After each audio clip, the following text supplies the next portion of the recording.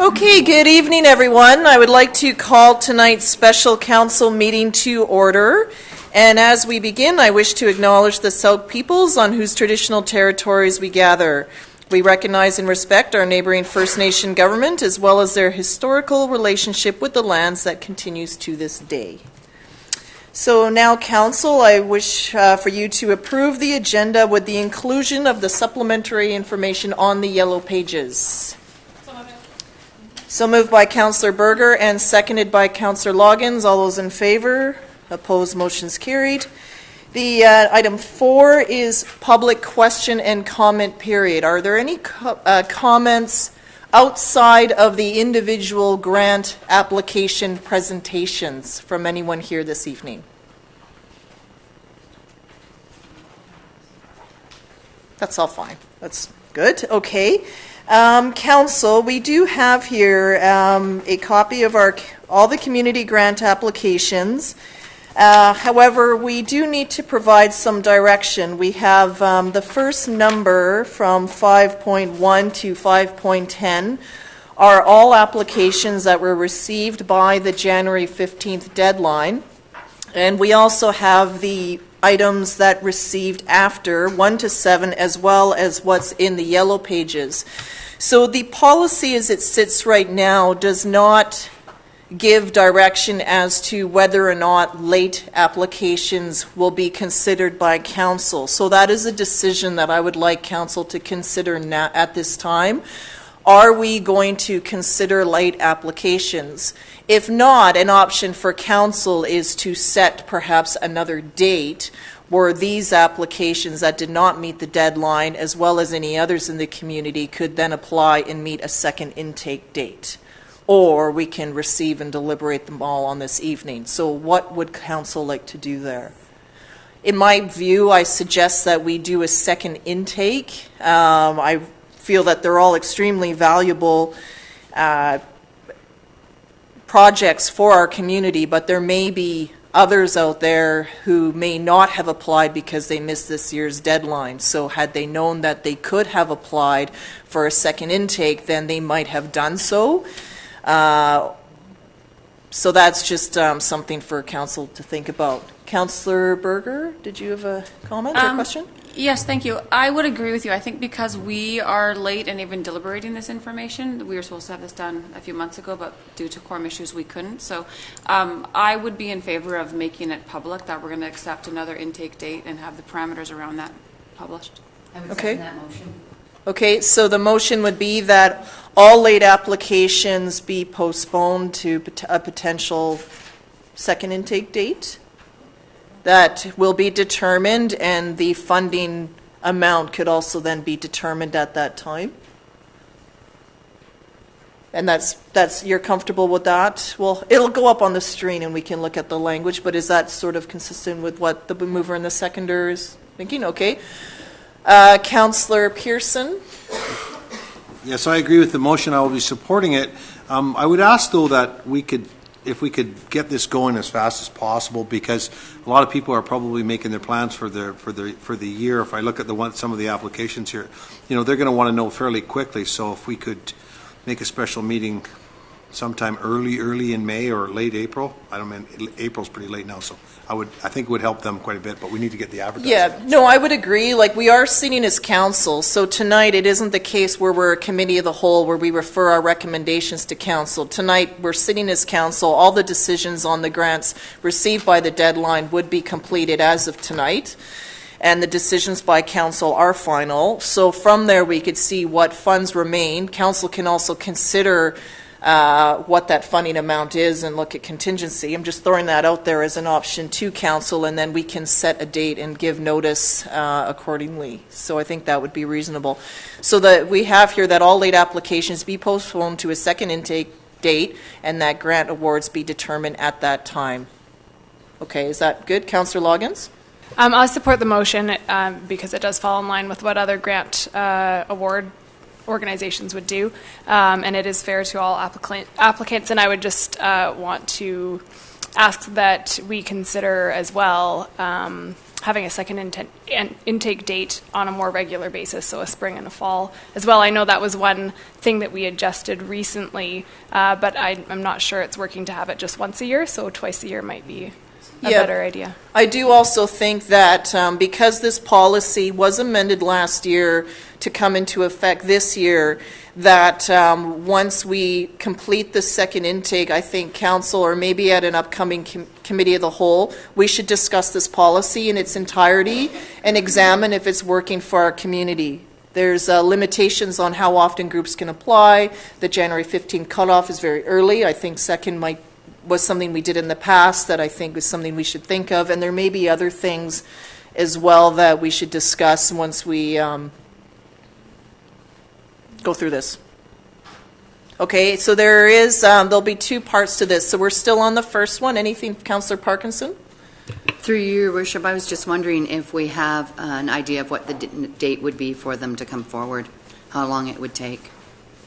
We would, we're looking probably at a May, like a May At committee this of the whole point in day. time, I would say yes, because we would have to do some newspaper advertising as well as some internal advertising on our website to ensure that everybody had an opportunity to see the second intake. Okay, so May date, go ahead, Councillor Parkinson. That's perfect. I would like to see the date in May. Thanks. Okay, so I'll call the question then on the first motion then.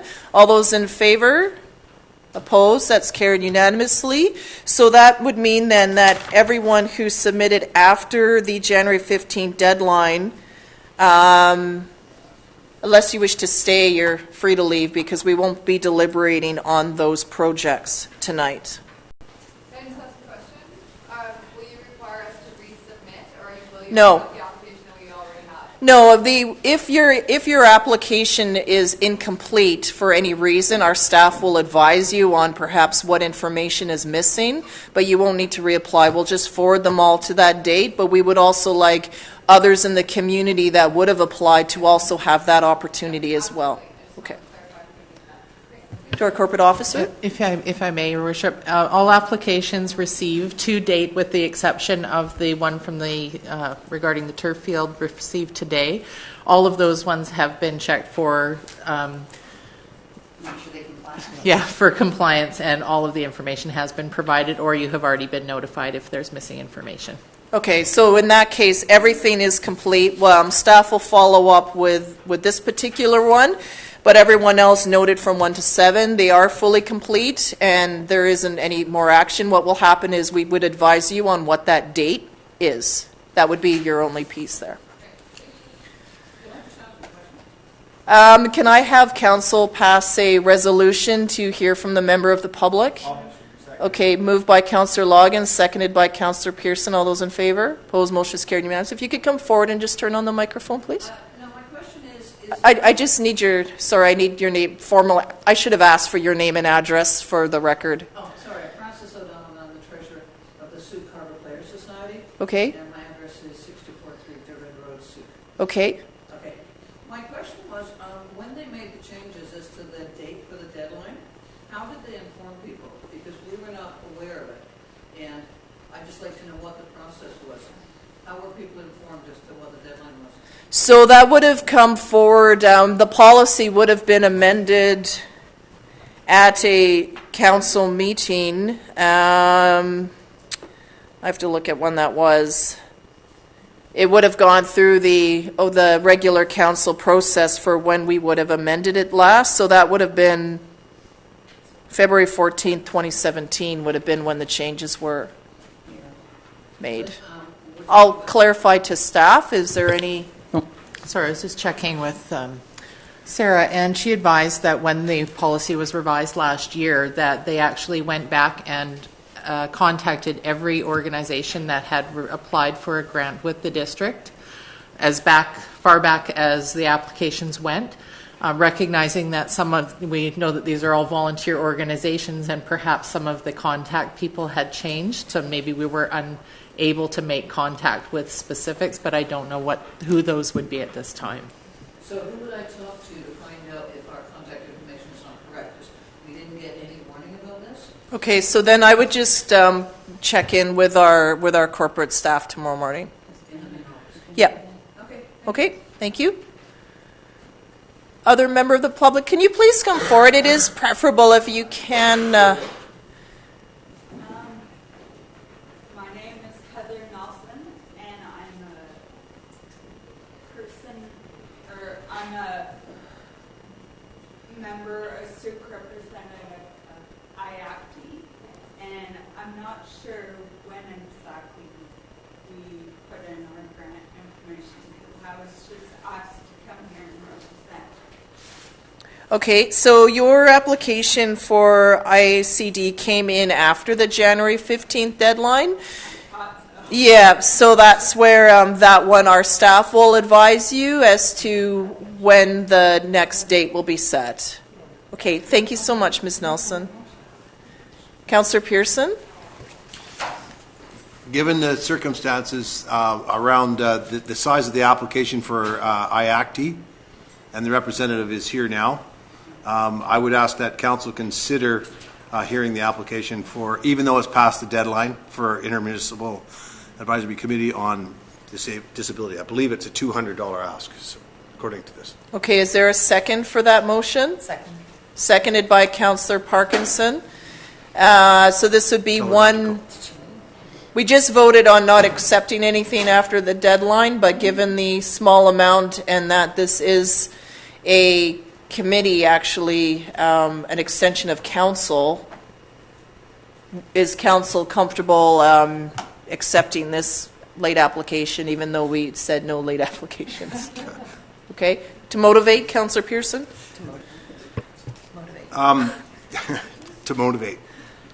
When someone's making an application and they've gone to great lengths to be at the meeting, maybe there was some miscommunication in the application process, and the applicant is here.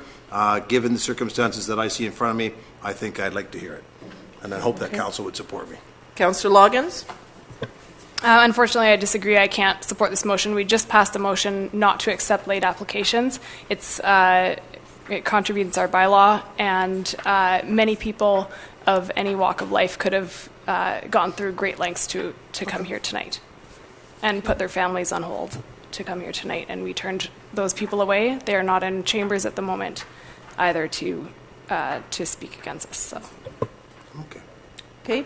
Anything further from members of council? All those in favor? Opposed? Sorry, I think we need to just be consistent with the late. So Councillor Loggins, Parkinson, Councillor Berger, and myself are opposed, but we thank you, and we will be in touch with you very soon. Okay. So then for the others then that we'll move into, we have 10 applications in front of us. I see in front of me we have a school-aged child. If I may ask which organization your application is with this evening? With the Amber Academy? It's the first one. Okay, that's good. Sorry, it's just mindful of bedtime and the like. I just, okay. All right, so is council comfortable just proceeding in this particular order? I was tempted to bring in numbers and draw them randomly from a hat, but no, we'll go in the order. Okay. The other thing I need to know from members of council is whether or not anyone deems that they would be in conflict. If you serve on a board of directors with any of these entities, then you would need to step out. So is that the case with any members of council here? Yeah, the very first one. Okay, the very first one? Okay. So council, before you leave, Councillor Parkinson, there's also two options. You could also consider just moving all in a block together and just approve the amount requested, or does council wish to approve them individually? Councillor Pearson? I would like to hear particularly the first two because they didn't receive grants in 2017. And if Microphone. Sorry, there's a speaking order. Councillor Loggins? I'm happy to move them as a block, but I would like to hear from the people who have come here tonight, just so that we can get personal sense of their projects. Okay, Councillor, we just came out of a conference where we move resolutions in a block, so I'm just trying something different. Councillor Parkinson? Through your worship, if we're listening to everyone, then it's not moving it through a block, for one. Well, and I know. And I would like to, if we're doing that, I would like to take the Arts Council out of the block so that they may speak to it. Okay, so it sounds like we are going to move through them all individually anyways, but this is where, again, the policy is silent, so I just think we need to determine some rules so that we know how to move through this, and good. Okay, so Councillor Parkinson, you are declaring a conflict on item 5.1. Yes. You're sit on the board? I sit on the board. Councillor Parkinson sits on the board. We will find you. So, first item up then, I'd like to invite the Amber Academy Youth Fine Arts Society forward, please, for your presentation. Please be advised that you have up to 5 minutes on the timer that will turn on for you. In consideration of everyone, I'm going to hold time very on the dot, so I don't want to be rude when I cut you off, but it's just, got to get through this. And you don't need to use all 5 minutes also. Okay. It's up to you.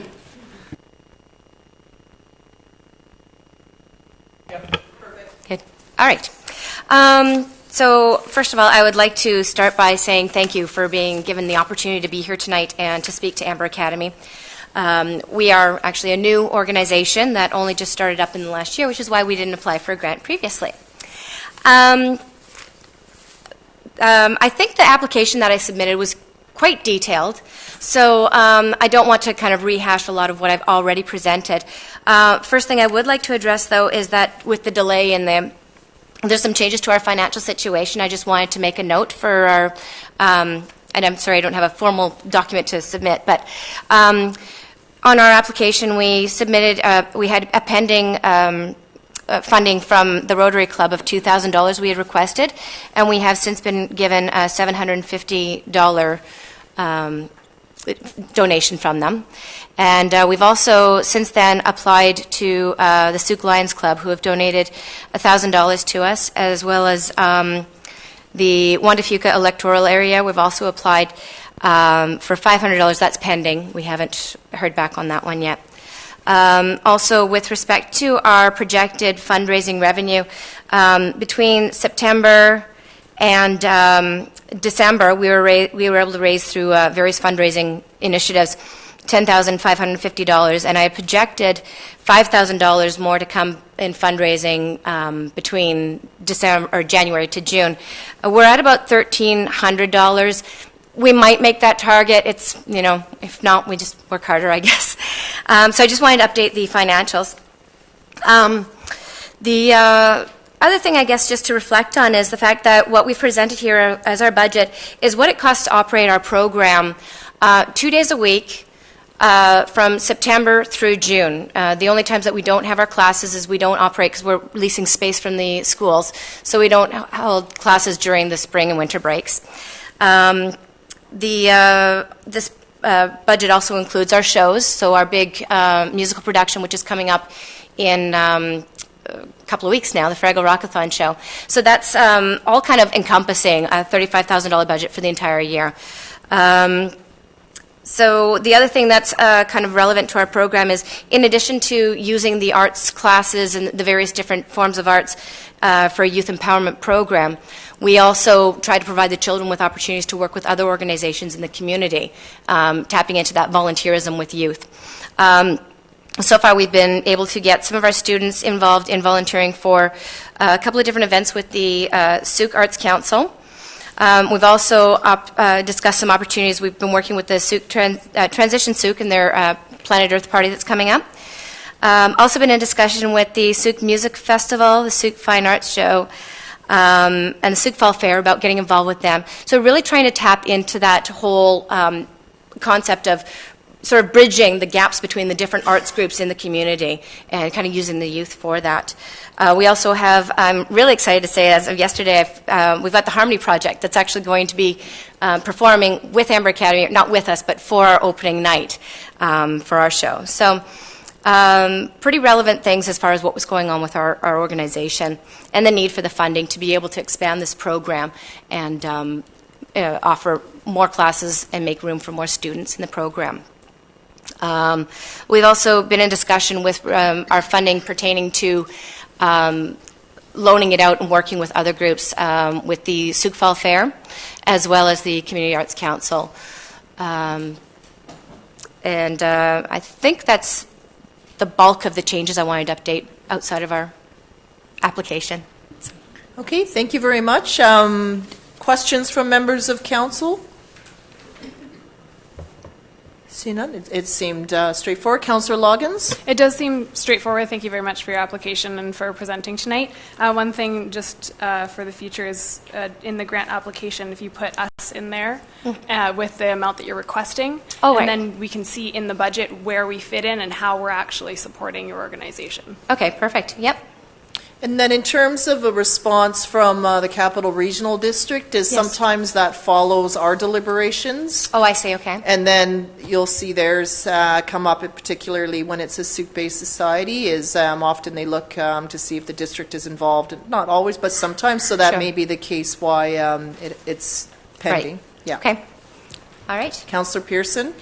Yes, thank you for your presentation tonight. Thank you. I see on your application, you've got $2,000 for fees, permits and fees. Permits fees. That would be for licensing for the show, for our Okay. show for next year. Various different fees and licenses. Yeah. Okay. Yeah. Okay, thank you. Yeah. It says permits, and I was just wondering if we could help with that somehow. Yeah. No. Permits for us. Right. Sorry, just to add and clarify to what Yeah. I was kind of saying Yep. earlier, I hope I made sense, but it should fit under grant resources. Sure. Because right now, it looks like we're funding a deficit, Right. which is yeah. actually not allowed Okay. in our policy. So that's why it's, like, I understand how it... As a source might of fit in, pending but revenue. just- Okay. Yeah, exactly. Sure. Okay, Councillor Pearson? I'll move the recommended amount, what they've come for today. The recommended amount of $7,000? Yes. Okay, is there a seconder? Seconded by Councillor Loggins. Discussion on the motion? Anyone? Seeing none, all those in favor? Opposed? That's carried unanimously. Okay, thank you very much. Thank you. And we wish you well in your presentations, and let us know how it goes. Great. Thank you very much. Thank you. Okay, next up, I'd like to invite the Caravan Stage Company, please. Oh, sorry, if you could just hang on until we return council. No, please have a seat. Please have a seat. We're just getting Councillor Parkinson in the room. Sorry. Okay. Sorry, Councillor. Caravan Stage Company, what do they do? Okay, welcome. If you could please introduce yourself. Good evening. I'm Frank Antonson. I am a friend of the Caravan Stage Company who lives here. I live here in Sooke. I'm here this evening to support the grant application made by the Caravan Stage Company. And they say that a picture's worth 1,000 words. And so I'd like to show a video of their current production that they'd like to bring to Sooke, Nomadic Tempest. Yeah.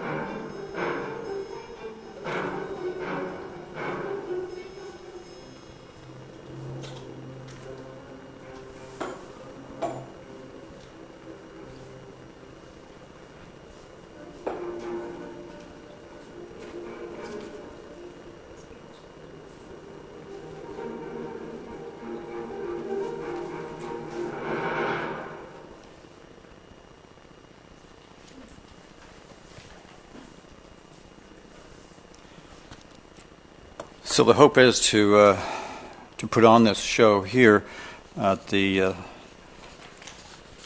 government wharf on July 12th, 13th, and 14th. The financial model that the Caravan Stage Company uses is that they have the hosting community provide the sponsorship funding, and the actual tickets to the show are actually free. So that's why it's so important for them to have the grant from the community. The boat is 90 feet long, and all the performance you saw was actually on the deck of the ship and the rigging, which they use like a Cirque du Soleil platform with the trapeze artists. The theme of the show is very much pertinent to the things that's happening in British Columbia right now, because it's evil oil, which is causing the problems of climate change in the world. So I think the message is quite pertinent. And I hope they can share this wonderful show with the people of Sooke. Thank you. Thank you, Mr. Anderson. So that's where I did have the opportunity to meet with folks from the Caravan Stage Company a while back, and they did share with me that working on it is an outside event, as you say. It was. It is a boat. It's all. It was back in the day. The Caravan Stage Company was just that, a stagecoach, and it was like a puppet show that originated in Sooke many years ago, and that's where the founders have evolved into the display that we see here, and would like to return to what was their home community back in the day.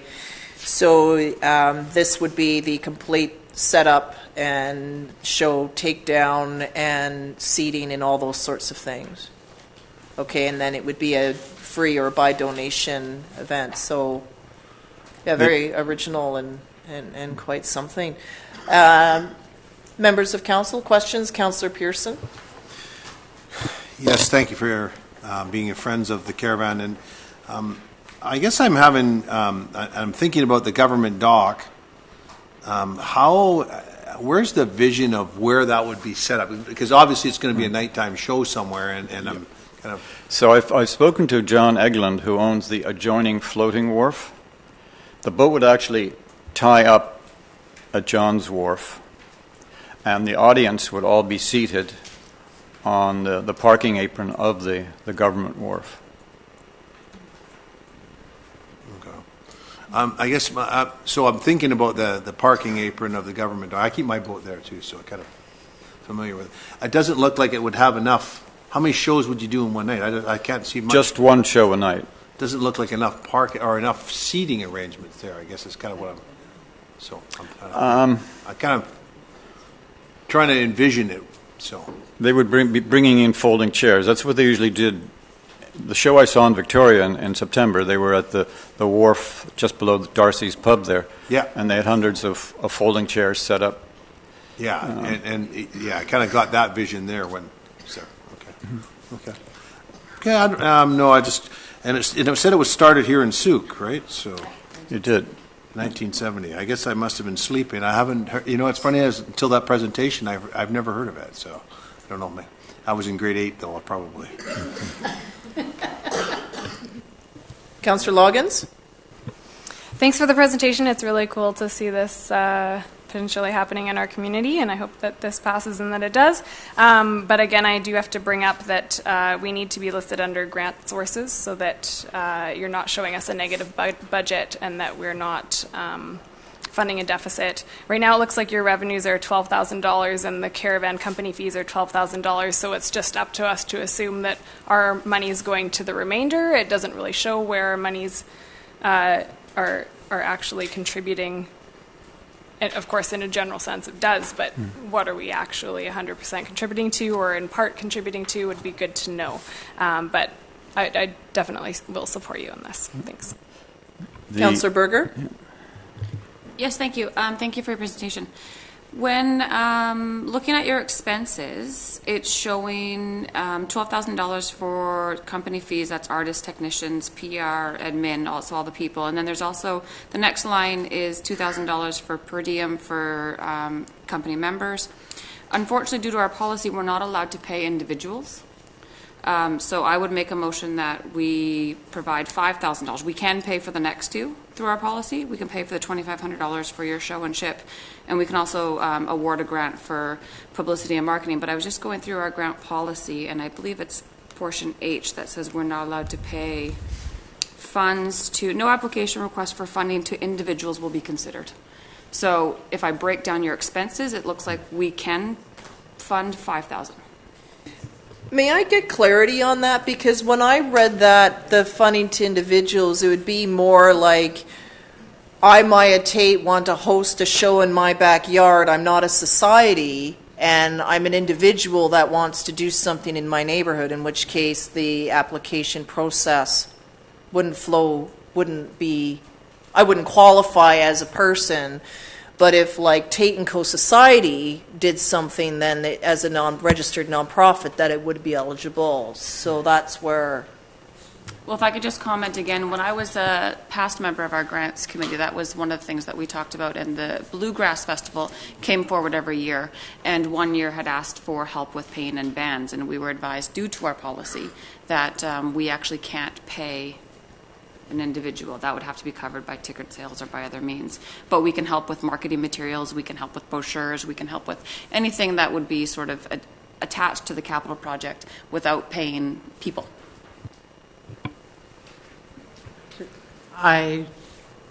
Reading the policy, I would agree with Mayor Tate's interpretation that it's an application from an individual that would not be considered by council. However, I think that any event that might come forward, there are going to be individuals who may be paid, whether that be a stipend for musical or something along those lines. I think there are probably individuals being paid through most of the applications, but I think it's only when an individual asking through the application to... Okay. Yeah, and just to follow up again, just being a past member of the grant committee, where it got sticky for us is when the lady that does Bearwise came to us, and we denied her funds, even though it was going to Bearwise.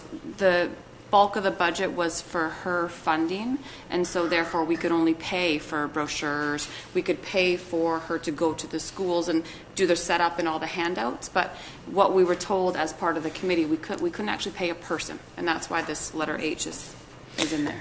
I think that's where it changed, though, because before, and I remember that as well, it wouldn't, admin and salaries and all that, they were very specific that they couldn't be funded, but now all of that language has changed, where this now reads that you can do both the operational and capital components. Mr. Blackhall? Yes, Your Worship. Yeah, and just further to that, it's still that you can't accept for wages. So that's where we ran into the issue with the Bearwise. So which bullet is that under? Yes, hang on a sec. It's under I. Which number, though? 1I. 1I. So applications, hold on a second. Okay, I was looking at 2I. Okay, so community grants may be awarded for any capital or operational except travel expenses and wages. Okay, good. It's important that we just clarify that. Councillor Loggins? I just want to note that I don't agree with that, which is one of the reasons I'd like to have that policy brought back. But on this particular grant and others in the audience as well, this is exactly why we need to know exactly where your funds are coming from when you're creating your budget, so that these questions are very clear to us when we receive the packages. Okay, so there was a motion proposed then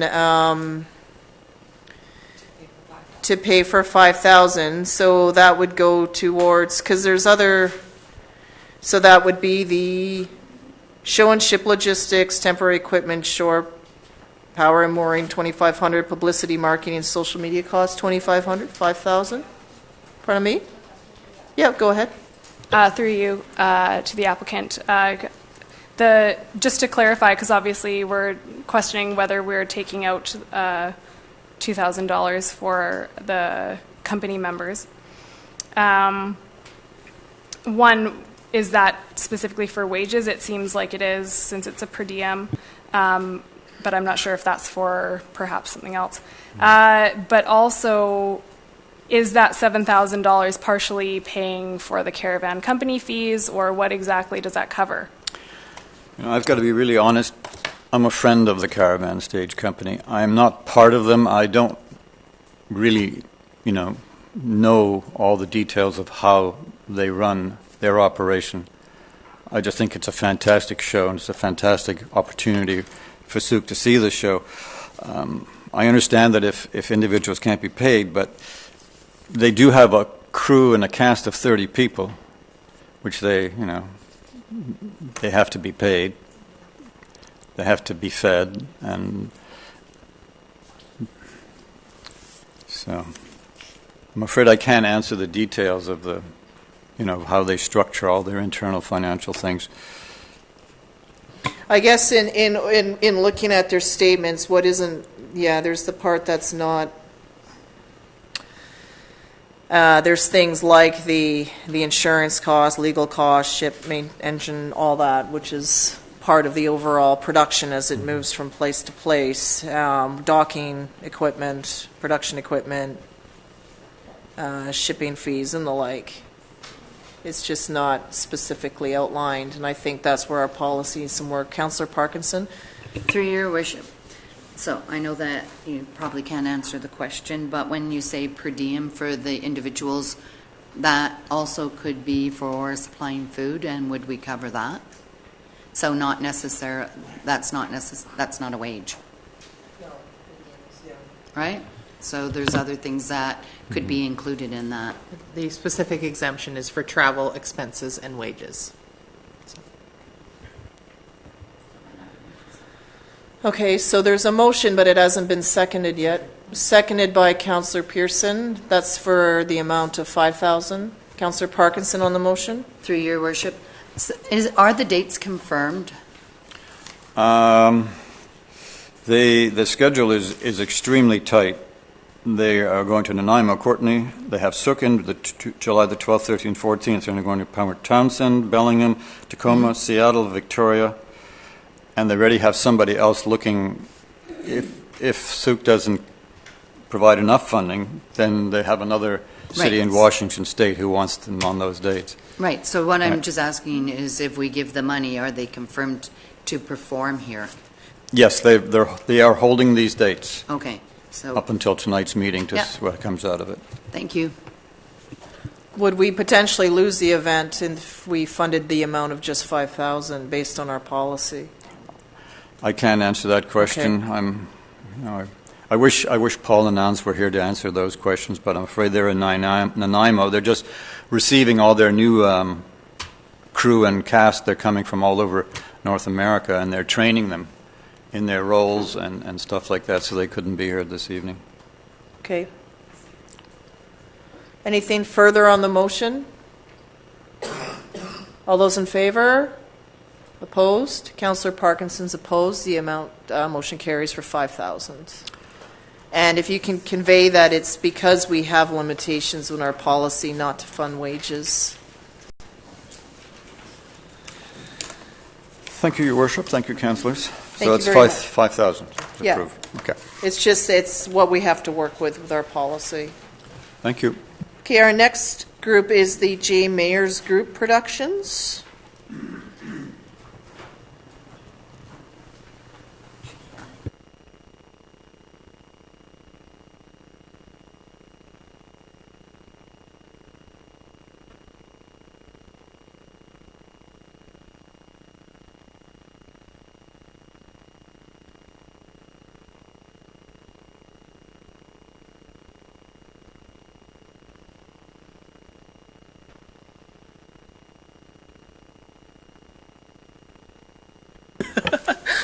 Good evening, Your Worship and Council members and ladies and gentlemen. My name is Sooke Mayers, and I'm representing the J. Mayers Group Productions. I'm here to talk to you about an exciting family-friendly show that we're organizing in Sooke called Tales by Moonlight, Great Entertainment featuring multicultural storytellers. It is a collaboration between a well-known children's book author, Michael Kusugak, whose cultural heritage is Inuit Canadian, and me, Joke Mayers, whose cultural heritage stems from my Nigerian African roots. We are both versatile authors of many published books, and we live here in Sooke. I have specialized in writing and publishing biographies and other books for my clients for over 14 years.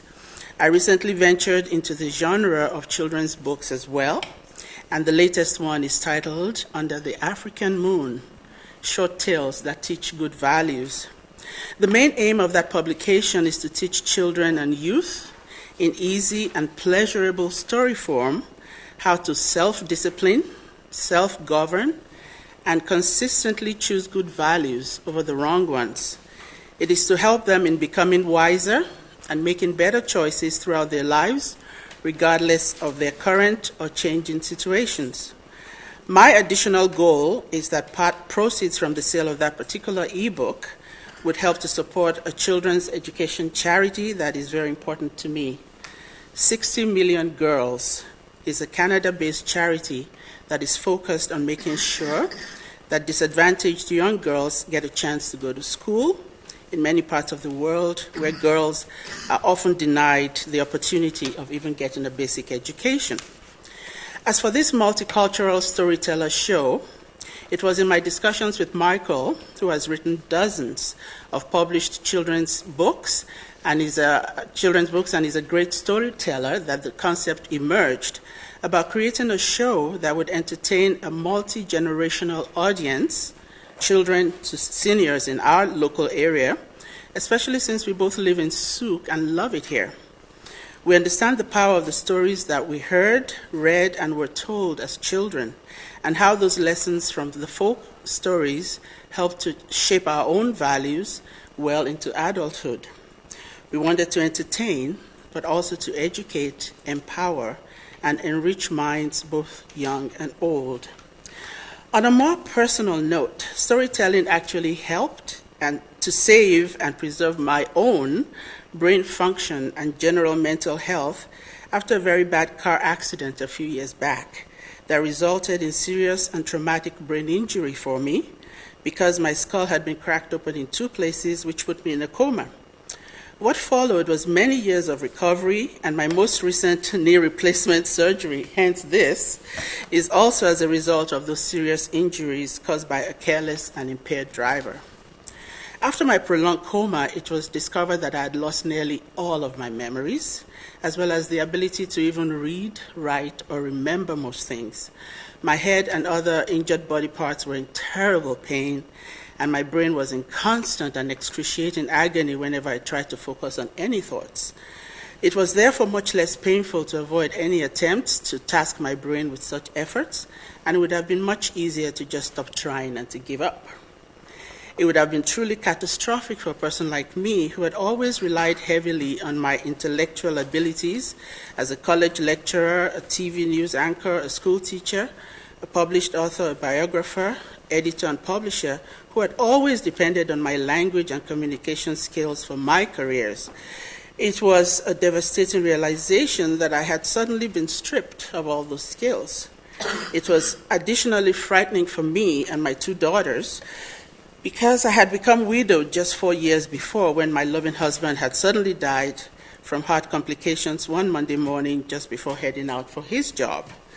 I had become my family's sole breadwinner, and both of my 2 daughters were still students in university at the time of that car accident, which had resulted in such devastating impairment for me. However, my daughters visited me daily for the nearly 3 months that I was a patient at the VGH hospital, as I helplessly laid there, absolutely terrified and struggling to hold on to my life and any new memories that I could retain, while desperately hoping that the agony would eventually stop and that my life would become better.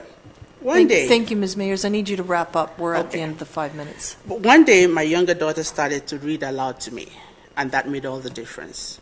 She told me those stories. I wanted to read what was next, and the next day I picked up the book and continued to read, and I haven't stopped reading ever since. Storytelling is important to help people, both mentally and in getting ready for life. And I'm hoping that we can help children and everybody in this society, in this community, to enjoy storytelling again. Thank you very much for the presentation, and I'm glad that you're recovering so well. Thank you for sharing that with us. Thank you. Councillor Logans? I'm grateful you're here with us today, too. I have to declare a conflict of interest. Thanks. And that's your affiliation with? The EMCS Society Theatre Rental.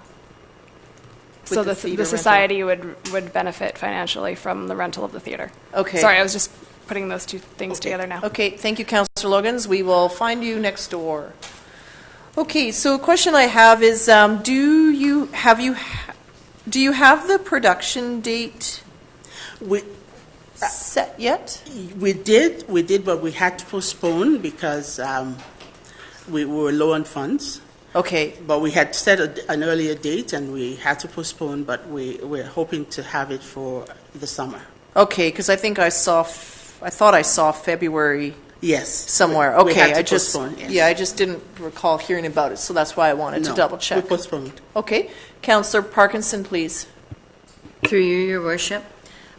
For your expenses for the funding that you're asking for, I was just wondering how much the venue rental was, because you have it with the lighting technicians and custodian services. Yes. So that's paying fees. That's paying people to do that. So what is do you know what the separate rate is for the venue rental? At the top of my head, I don't know, but it was just we were told that because we wanted to use a weekend date, we would have to pay a custodian. That's right, and that's normal, right? Okay, and that's included in the venue rental then. And my other question was just on the honorariums. Do you know how much you're giving out in honorariums? I don't think we have anything. It says show music honorariums. Okay, and show training. music. Because part of what we want to do in order to make it entertaining is to have drumming. Okay. Multicultural drumming, the African part and the Inuit part. And so if we have enough funds, we will have those people. And then you were going to give them an honorarium for that. Do you know how much that would be? Well, it depends on how much money we have. If we only have enough money for one drummer, then we'll do it. If we don't, then we won't. If I understand what you mean. So that means you would be paying someone to perform, which we cannot do that, right? Am I correct in that? And that would be the payment to the individual. So then that's where I think it should be deducted from the amount that you're asking for, because we cannot pay for someone to perform services for you. But in this, if I may, the total expenses of this, including that, would be $8,900, and then the funding request would be $7,000. So if you added up all the others, because that total is $1,000, then that would be $7,900. So I know, the but it's just that $7,000. it includes honorariums in there, and we can't pay for those. So if you're giving out $200 in honorarium, that's what you would deduct from the $7,000. I see what you mean. Okay. I think part of the problem is I didn't know what honorarium exactly meant. I thought it was just to get the equipment and things that we need for the show. Honorarium is normally what you give to a person. If you have someone drumming for you, you might give them $200 for performing for you. Okay. So that is paying someone to perform, and we're not allowed to give money out for that reason. Other questions from members? Councillor Pearson? Yes, thank you for your presentation, I guess. Thank you. Going back to the financial piece of it, says that your expenses are $8,900 as listed in your here.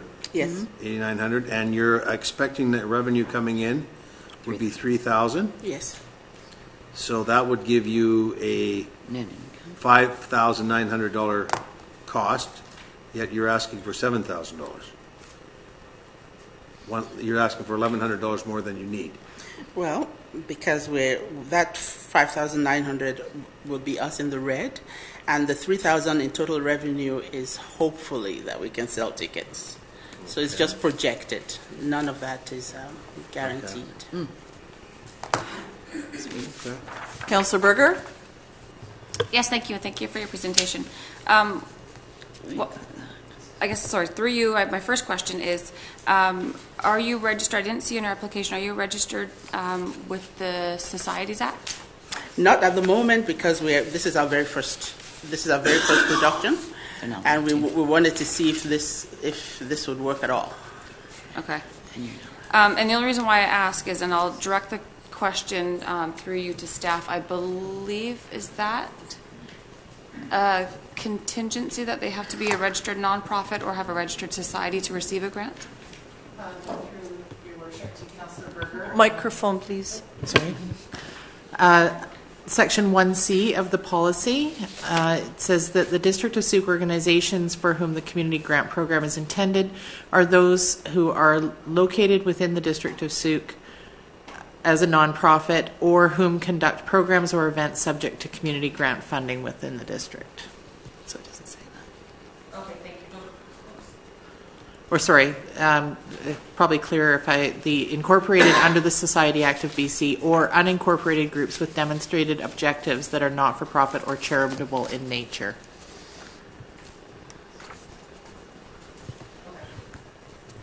Thank you for that. While I think this is a very worthwhile event, I struggle with the only source of revenue being a projected $3,000 in ticket sales. So to put on a production, basically it would be the District of Sooke putting on this production. There's no other source of revenue. And so I wrestle with that. I wrestle that there's no other grants being sought or no other, maybe a workshop with an administration or so. I'm always a bit torn when there's not other sources of revenue and it's strictly and solely reliant on the District of Sooke. So I'll leave that with the rest of. May I answer that? May I answer? Well, because when we started this project, it wasn't as much. We were not really looking for profit. We were just trying to do something that we thought could benefit the society and have entertainment that all the ages can get together and enjoy, positive entertainment for everyone. As we started to do the numbers, we realized we couldn't afford to fund this on our own. And that's why we thought that if we could do this and if we could get some help from the council, then we'll be able to put this production on. So yes, $3,000 is not a lot of money expected. Maybe we'll get more, maybe not. But we just figure that it's better for us not to be $9,000 in the hole, rather than and not be able to put on or we would have a situation where we would not be able to put it on at all. Yes, and thank you for your response. And I guess from sitting on the past Grants Council, we've had other people come forward with different ideas and productions that they want to put on. And it's always really hard when you're looking at people's financials and you look at the benefit from the program as well. So I guess all I can say is that I struggle with not other avenues of revenue, and it's solely just lying on the District of Sooke to put on the entire production for you. What I hope to see is maybe working with Sooke Harbor Players or working with other groups in town or other avenues of grants to help with the production. Councillor Parkinson? Through your worship, how much money or funds would you need to make this project go? About $9,000. You can't do it without that funding. Well, yeah, about $9,000 is what we need, but we were already prepared to cough money up out of our own pockets to start with. So I would ask you if we were to give you a portion of the grants, because you would be able to seek funds from the CRD from the outlying area. So I'm sure you're including children, maybe from Otter Point, from Shirley. Oh, sure. So they have a separate grant fund too. So if you present to them and request an amount of money, and then I'm sure that you could go to the Arts Council and present to them for funding, because their objective is to support local art groups within our community, and I consider this to be an art project. All right. And so I would like to say that should you go out and receive funding from others, that I would be prepared to make a motion that we give $4,500. Okay, so just so I'm clear on the motion, are you asking for that this be contingent on others or just a straight $4,500? So there's a motion to fund for $4,500. Is there a seconder? Seconded by Councillor Pearson. So I view this as seed money, as a startup, and I think that with the other applications that you pursue, this is your first year where you're just trying to get this off the ground, and I would share that it's both your story and the importance of it, that it's something different and that you're looking for seed money to maybe make this an annual event of that Yes, nature. we're looking forward to that so Okay. much, yes.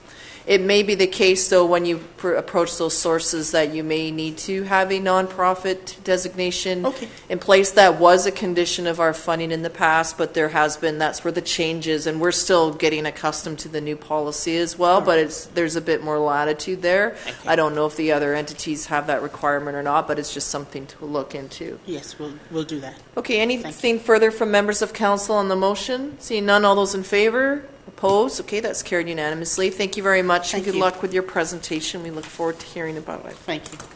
Okay, if we could please have Councillor Loggins returned, please.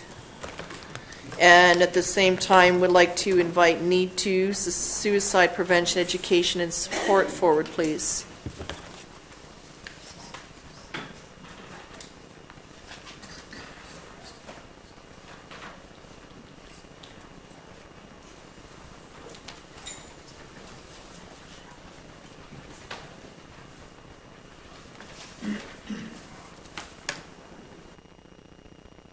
Actually, you just turned it off. Yeah, there we go. Thank you. Thank you. Well, thank you for having me here today. My name's Renata. I work at Need to Suicide Prevention Education and Support. My purpose here today, I'd like to share with you two of the programs that we highlighted in the application. One of them being the Suicide Education and Awareness Program we run in the schools throughout School District 61 to 3 and 4, and also our Youth Space program, which is our online crisis chat or text service. So I'll start with our school program first. Our school program currently runs in all the districts, and we work with every single middle and high school, all the grade 8s and all the grade 10s. We provide a free 80-minute presentation that looks at mental health concerns with a particular focus on suicide prevention and awareness. In the classroom, normally with 30 students. We do it class by class. So we're also here in Journey and also Edward Milne. And we have conversations that start off with looking at stress, how stress impacts our lives, how it's how our bodies respond to stress, and then we move into more of the conversation around statistics around suicide, people who are struggling with thoughts of suicide, what that might look like in their peers. They're the ones that would most likely identify those concerns in friends, potentially before parents, counselors, or teachers. And so we share with them and work with them in various activities, and then we go through a concrete... I noticed that the 5 minutes didn't start. Was I supposed to press a button? No, it's not you. I was trying. If you saw me gesturing, it was me trying to get attention. I've just started my own timekeeping, so we're all good. You're fine. Thank you. Thank you. And so then after noticing the signs of someone struggling, we then give them a concrete tool that's pulled from LivingWorks, and it's called TALK, and it's an acronym that we work through with the students on identifying the struggle, how to ask someone who is struggling with thoughts of suicide in a very non-judgmental, clear, compassionate way. We look at listening skills, and then how students can keep safe themselves, but also the friend that they're worried about. The last portion of the presentation, strength-based. We review coping tools, and that covers mindfulness, various activities around self-care, websites, apps. And at the end of the presentation, students are given a survey.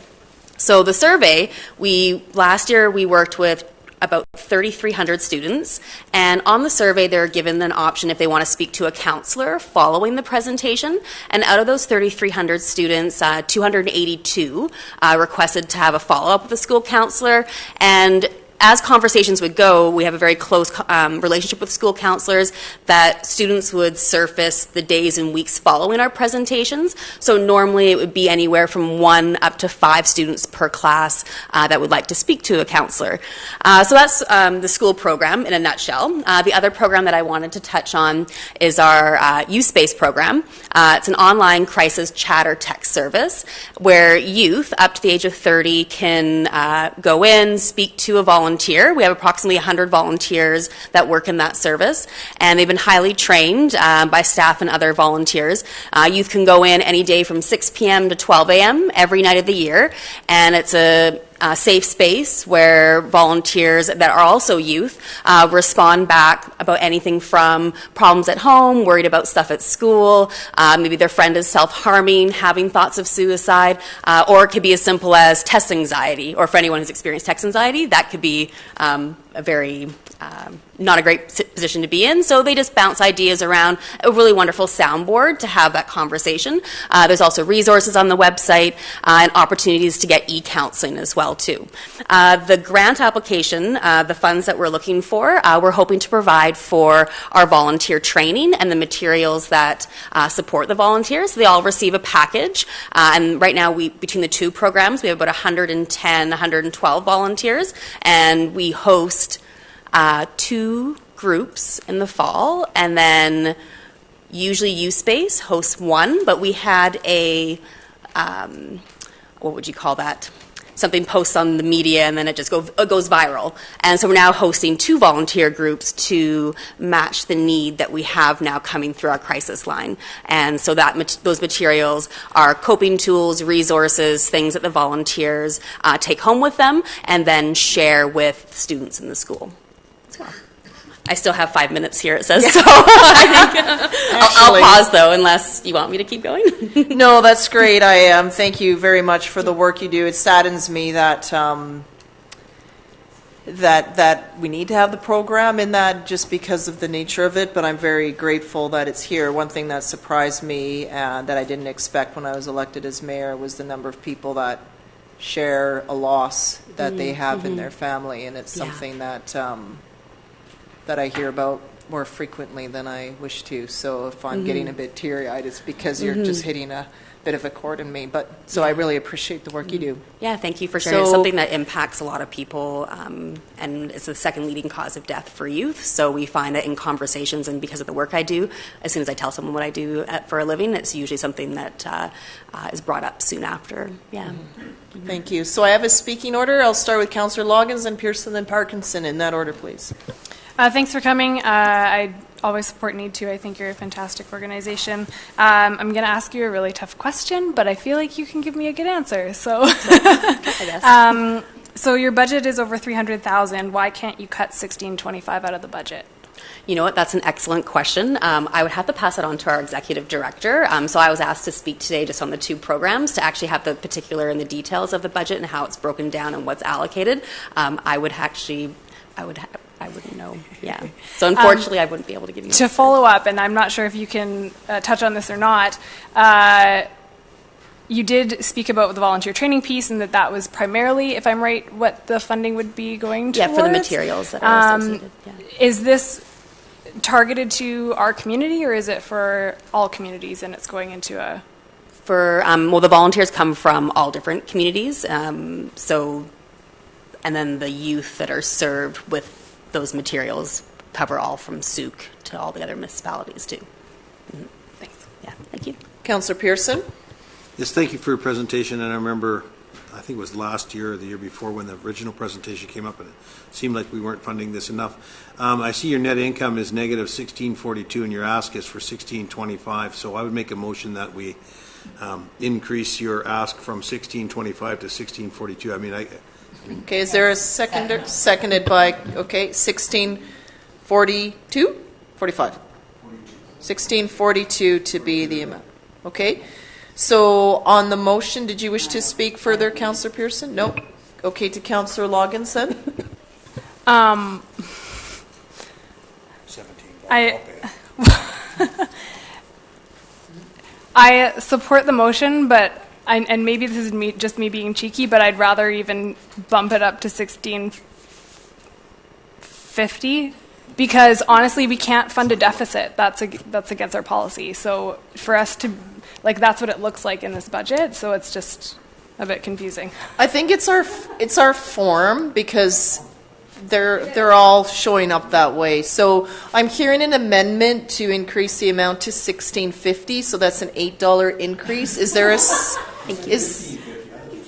$16.50? Is there a seconder for the amendment?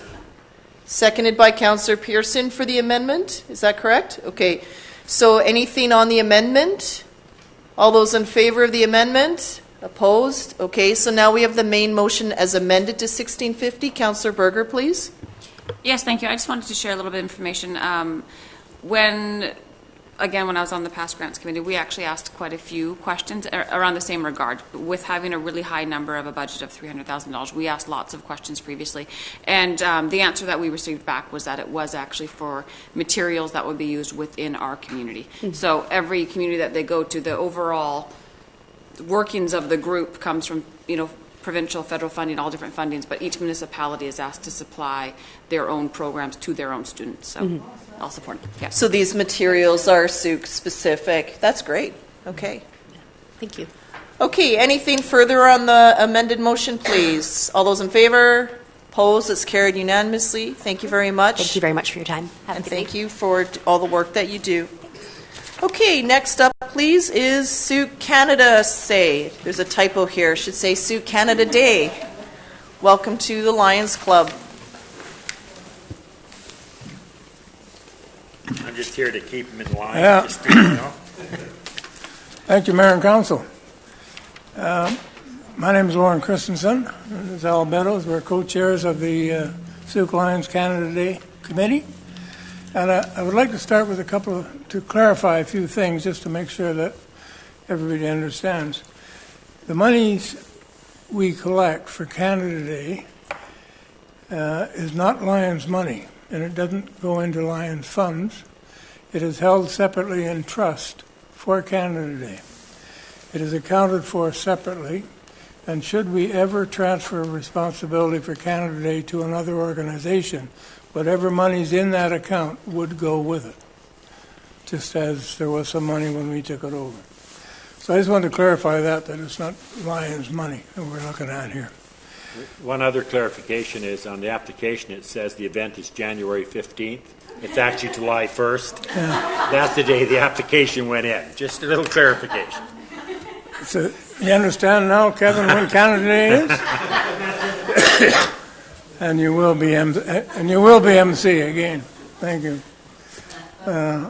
Anyways, our budget for last year was $17,000. We collected $19,000, which we like to have a little left over at the end of the year just for seed money for next year. This year, its budget's $21,000. So all the money that we have to collect beyond the grant that we get it the old-fashioned way. We fundraise for it. That means going around businesses and individuals, knocking on doors. And fortunately, we have a couple of generous businesses in town. But the rest of it comes in the form of $100 checks or up to $500. So it's a lot of work to collect all that money.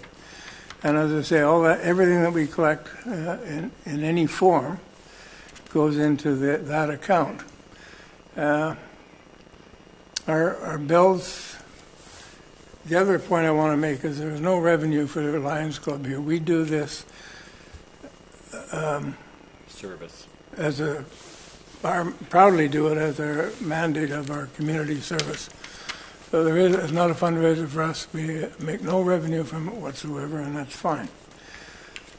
There is a lot of expenses, as you can imagine, with security and garbage and porta potties and entertainment and so on and so forth. Anyways, a lot of work. We have a lot of people working with us, and we are being hit with inflationary pressures as the budget has increased. So I think we're certainly going to be looking at that the next year, and we're under a little pressure this year. So Is that Al? You got anything? No, we presented a budget. The budget is balanced. You can see where income comes from and our expenditures. So we're hoping to put on another event similar to last year. We're not opening the gates early because it's we're just going to do the noon to 10 o'clock at night. But our expenses are the same regardless. The porta potties are all day and the security is all day. So we enjoy doing it. We're looking for everybody down there to cut the cake. It's a lot of fun, so that's what we do. Okay, thank you very much, gentlemen, for the presentation. Councillor Pearson, Loggins, and Parkinson. Thank you, gentlemen, for your presentation, and thank you for the work that you do in the community all the time. I make a motion that we give you the full amount plus $1,000 to assist you with candidate funding. I think you guys undersell yourselves. And Is there a seconder? Sorry. Seconded by Councillor Parkinson. So that's for $6,000. Continue, Councillor Pearson. Yes, I think that it's a community event, and I think Sooke as the district is one of the main areas that we have a lot of pride in. It's our town. It's our time to celebrate not only our town, our province, and our country. But thank you, gentlemen, for everything you do. Councillor Loggins, on the motion now. That is a very arbitrary amount that you just bumped it up, and I would like to know why 1,000. I think that we see this organization throughout our community that always does the due diligence, and I think a 20% increase over their ask is relative to the inflation that they've seen. They come back year after year after year and never ask for more, and they work harder in the fact that we don't give them more to fundraise. So I think 20% is appropriate. Thank you, and thank you for your service and for coming here tonight as well. It's an excellent event, and thank you for the balanced budget. Councillor Parkinson. I have nothing to say. Okay.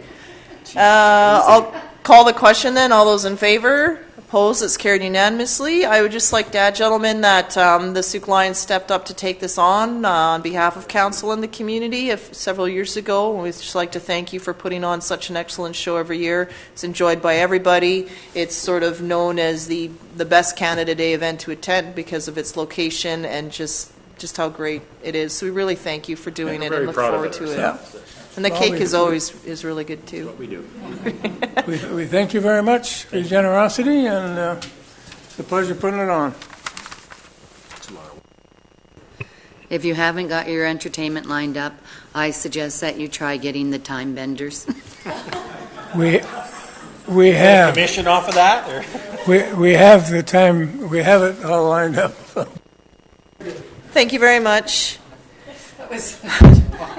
So, next, I would like to welcome the Sooke Community Arts Council to the front, please. Welcome, ladies.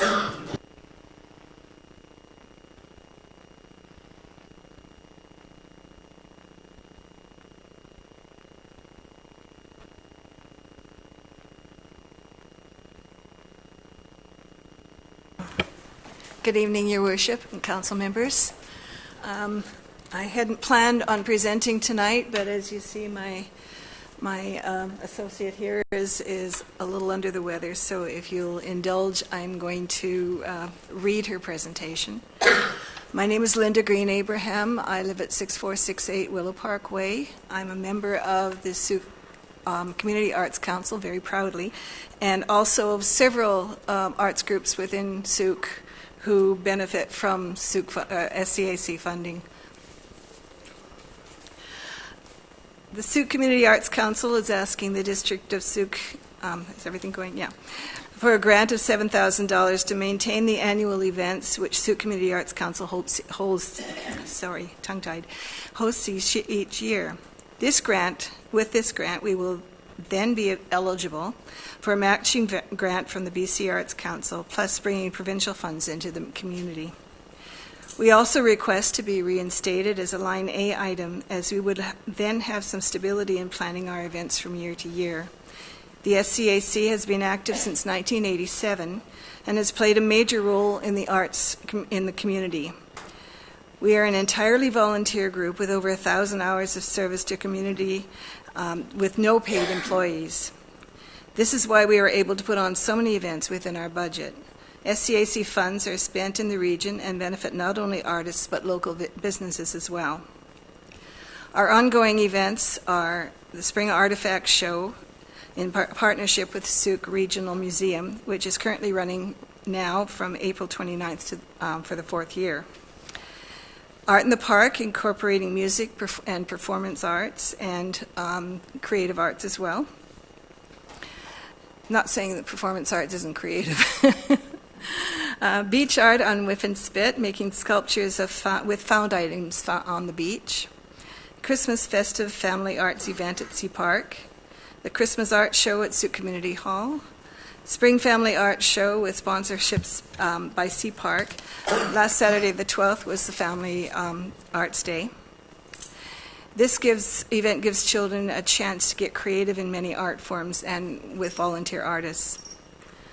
Some of our projects include the Youth Scholarship at Sooke Fine Arts Show, volunteer coordination at the Appetite for Art Show at the Prestige Hotel, live painting as a fundraising for the Crisis Center, A Night with Emily Carr 2017 at Sooke Harbor House was a very successful event. Support of the Amber Academy, Harmony Project, Sooke Music Festival, the Philharmonic, Sooke Fine Arts Show, Sooke Choir, Kettle Creek Press, and Sooke Writers, and as also the Sooke Folk Music Society. This year, the publication of an art and word book is featuring art, photography, and pairing them with poems, songs, and short stories, and is due to be out later on this year. And on page 14 and 15 of the Sooke to Port Renfrew Visitor's Guide is a list of annual events showcased by the Sooke District. These three are annual events hosted entirely by SCAC. And over a dozen are annual events sponsored by SCAC financially or in some other capacity.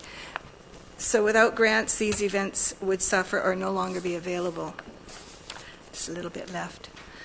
Vancouver Island is a mecca for all kinds of artists, often supported by organized arts councils. We are asking the District of Sooke for help in keeping art in our community all year long and with events and opportunities for all sorts of arts. We believe that a healthy and balanced society invests in the arts and freedom of expression in the community. The future is our children. When children are given the opportunity to invest their interest in sport, music, theater, the arts, etc., their time is well spent. In societies where children are given opportunities to follow their passions and expand their curiosities in safe environments, the crime rate goes down, incarceration rate of youth drops. Give our children the opportunity to grow and become model citizens with us. I implore you to support the Arts Council with a $7,000 grant so that we may receive matching provincial funds and to be reinstated as a Line A item to secure future community arts events throughout the coming years. Thank you very much. Thank you very much for the presentation, Councillor, and thank you and your council for all the great work that you do in our community. Councillor Parkinson, please. Through your worship, I think that the Arts Council has a great service for the people of our district, and that they have events that are for the youth as well as older people. And I would like to make a motion that we give them the $7,000 so that they may receive an additional $7,000 from the government, which... Can I have a seconder for that, please? Seconded, go ahead. And that they become a line item in that. They've been a line item for a considerably long time, and I'm not sure why it was taken away, but I would like that to be reinstated. Okay, so do you want this all in one motion? Okay, so the motion would be that they receive the $7,000 and that also be included as a line item in the financial plan. So that would be starting 2019 onwards, because we've already done up to third reading of this year's particular budget. So that's where it would make sense. So it'd be the $7,000 this year and then a recommendation for the future years. Okay, so that's been moved by Councillor Parkinson and seconded by Councillor Pearson, I believe. Yep. Is that correct? Okay, on the motion, Councillor Loggins, please.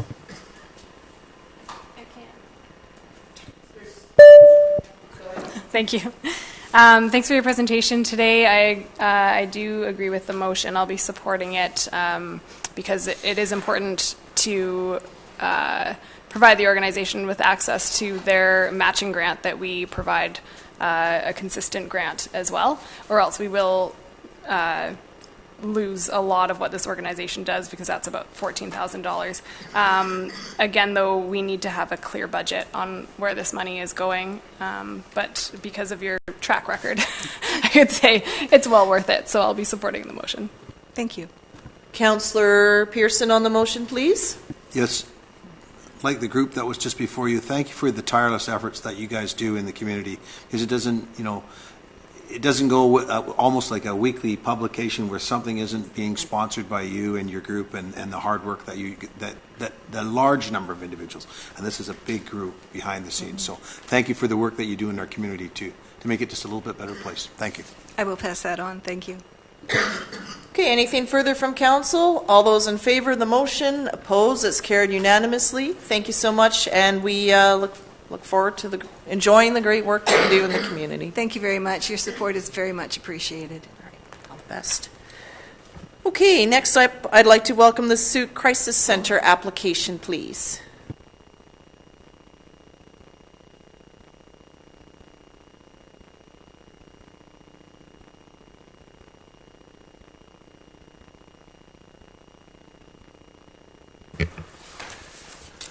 Thanks for having us, Your Worship, Mayor Tate, and Council. I'm here on behalf of the Sooke Crisis Center, and Liz Johnson was unable to be here tonight. And I've been on the board of the Crisis Center for at least the last 15 years, and I am here to request the grant, and sadly to say we still need the grant.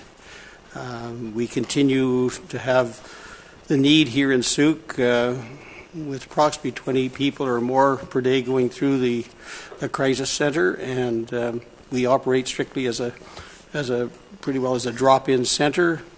We're open 10 to 5 days a week. We're located on Church Road near Sooke Road, and we do continue to help people with groceries and with bus tickets, and actually redirect people to other resources that are available here and out of our community. Also with prescriptions and even such things as camp fuel, actual supplies for our crisis center, and also with some clients with rent and hydro. So sad to say there still is a need here in Sooke for the crisis center, and we would like the continuation of the grant, because we do see, and we are seeing perhaps more even coming through than we had last year. But I understand the application was for the 6120, I think was the application, and we would like that to continue. Again, thank you for the work you do and for just all the volunteers that step forward and help out. So $6,120 is the amount requested. I make the motion. Moved by Councillor Parkinson and seconded by Councillor Pearson. Any discussion on the motion? See none. All those in favor? Opposed? It's carried unanimously. Thank you very much, Thank Mayor you. and Council. Okay, Sooke Philharmonic application, please.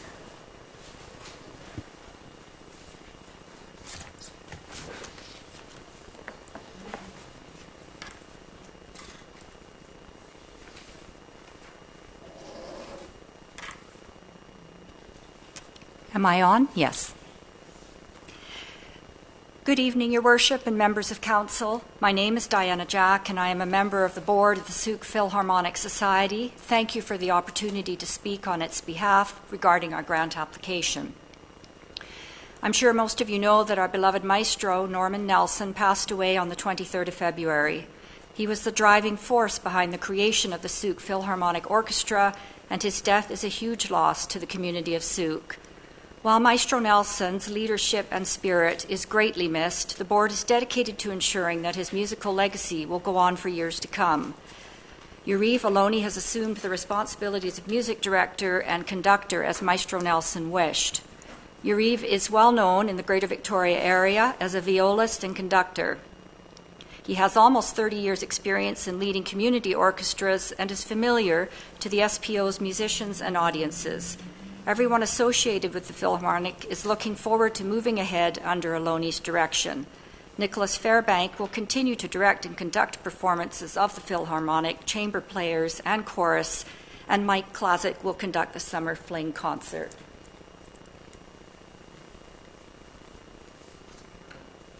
Thank you.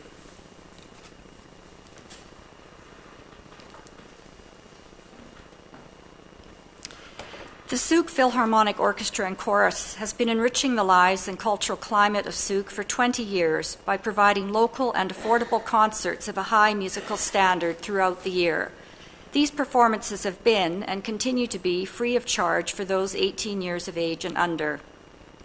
They encourage musical appreciation within our community by people of all ages and backgrounds. The first symphony concert, comprised of just 14 musicians, was performed in June 1988. Now, the orchestra has more than 60 members, and 12 of the original 14 musicians still perform with it today.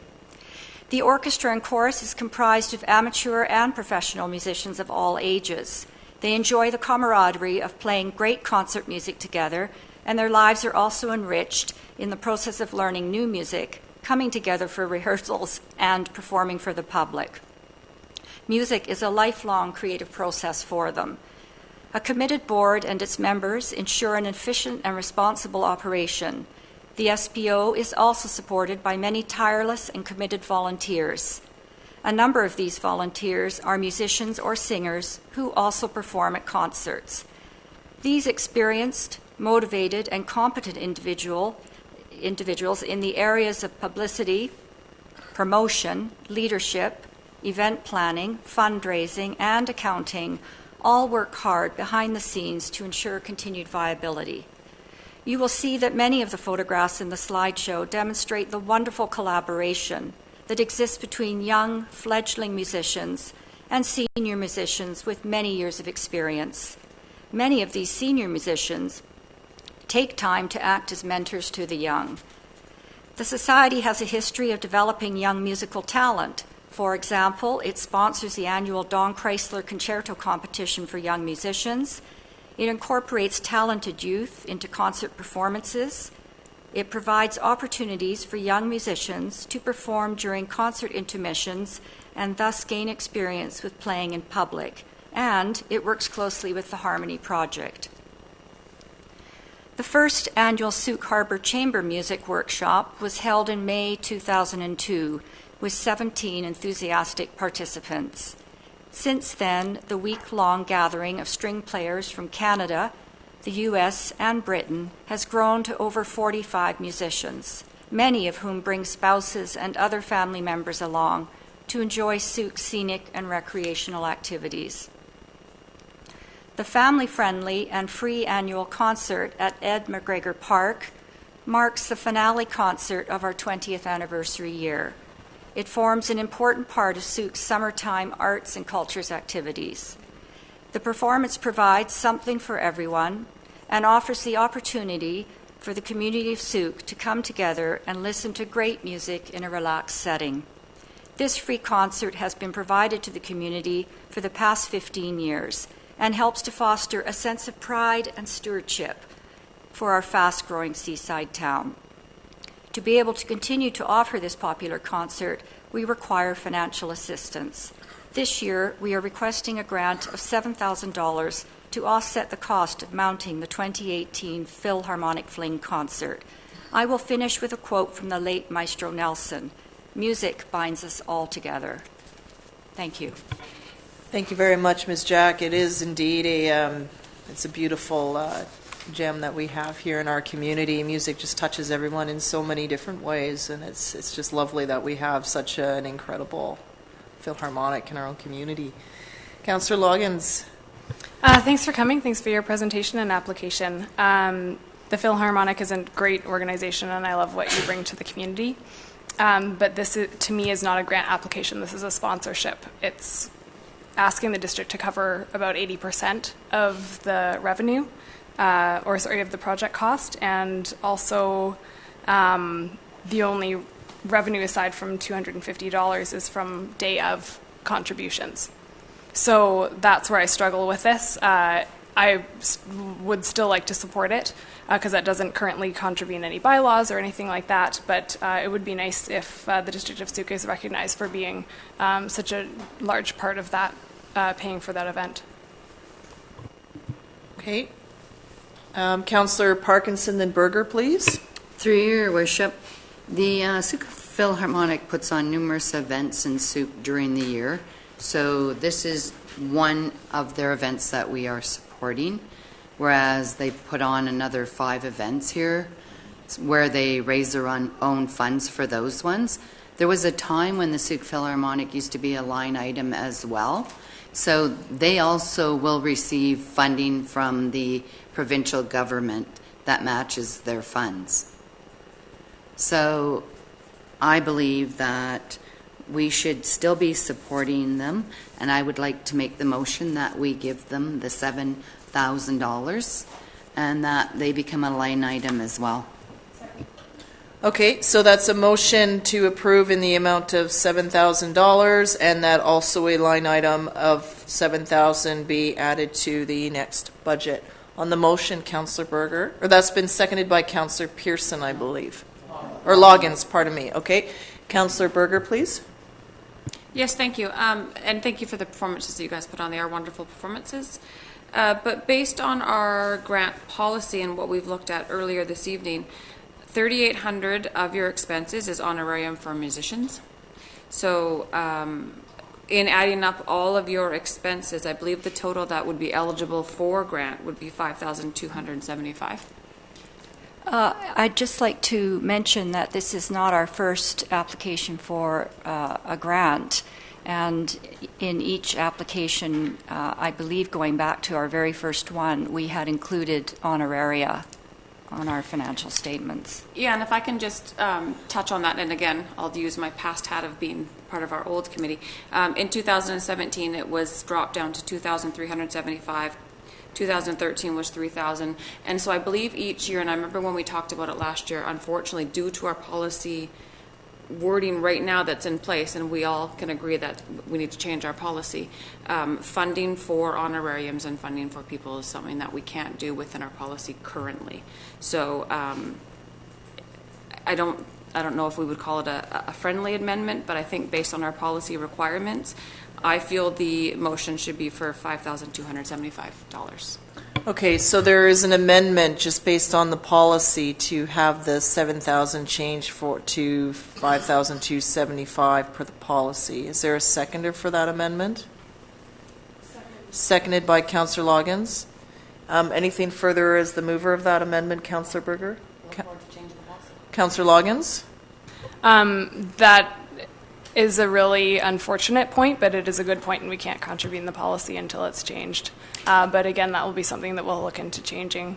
Okay, if I can just clarify that on last year's application, Councillor Loggins, you questioned what our deficit would be for the grant request, which was $2,375. And that was my first presentation, and I was nervous, and I said, yes, that's correct. But at the top of the sheet, that was based on if we got the $5,000 as requested for the grant money. That's why I left it off this year, because there was confusion and misinterpretation. Some people included their pending grant from the District of Sooke, as we did last year. And I deliberately left it off this year's application for that reason. So just to follow up on that comment, which is, I'm glad you brought that up. Another thing that we're missing from this form is an opportunity for you to show us where those funds are going. Because right now, it just has, the Arts Council listed there as a revenue source. So adding the District of Sooke as a revenue source in the future will allow organizations, and having another column will allow organizations to say, your money is going to the rehearsal venue for $800, and another $600 is going to insurance, and another $1,200 is going to this. So it is our fault for not creating a proper budget form so that you can report that properly. All right, and just a reminder that this is a free annual concert offered Yeah. every year. No, thank you very much. Like, for myself, I don't have a problem with the district sponsoring the full amount on anything, particularly when it's an established organization in our community with multiple events having it through the year. It's that's my view. Like, it's the case we aren't asking in our policy for matching funds. I remember years ago it was the case where the district could only match when there were certain funds, and then things have changed over time, and sometimes it's the case where the district does need to be a seed funder or a sponsorship funding, and to me that's fine. I don't have any issue. My only challenge with because we're on the amendment right now, and I sadly have to agree that our policy doesn't allow us to fund individuals through the honorarium, because that was what took out eligible funding for other groups this evening, was that particular one where we had to make some adjustments because of that. So I'm just trying to be consistent, and then just noting what it is going forward, is that's where we've had to make those changes, which is unfortunate, something that has come up several times in the past. At one time, the grant didn't allow any operating funding whatsoever. It didn't cover administration, like anything to do with operating. So then that's been changed, where operating is now allowed in addition to capital, because then we found that restrictive, and that's where I think it's just something that this is just, it's an important event to have in our community. It really is. So yeah, okay, so we are in the amendments, so I'll go back to Councillor Parkinson first, and to Councillor Loggins. Would it be possible, through your worship, to have the grant at 5,000 or 5,275, and then have them have a sponsorship for the remaining amount? Can I ask our staff to comment on that, or could it can come from? Thank you, Your Worship. I don't see a problem with that as long as we have enough funds in the budget. I don't have that budget number at the top of my head, but if that's the difference, we should have the difference between the 7 and the 52 remaining in the budget. And then if it's not in sponsorship, though, then council could pull it from contingency. Mm-hmm. So it would be 1720.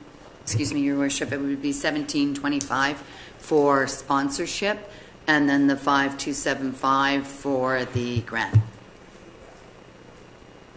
And then that could either come from, so I just want to look at okay, we're on the amendment right now, and that is, I'm sort of drifting off of procedure here. So the amendment was, okay, so then I would be looking for another amendment, an amendment to the amendment. The addition. Well, yeah, because if we're looking to, or we can do a separate motion and just leave this as the grant, and then we can deal with the difference. And something to think of is the other group that we didn't fund.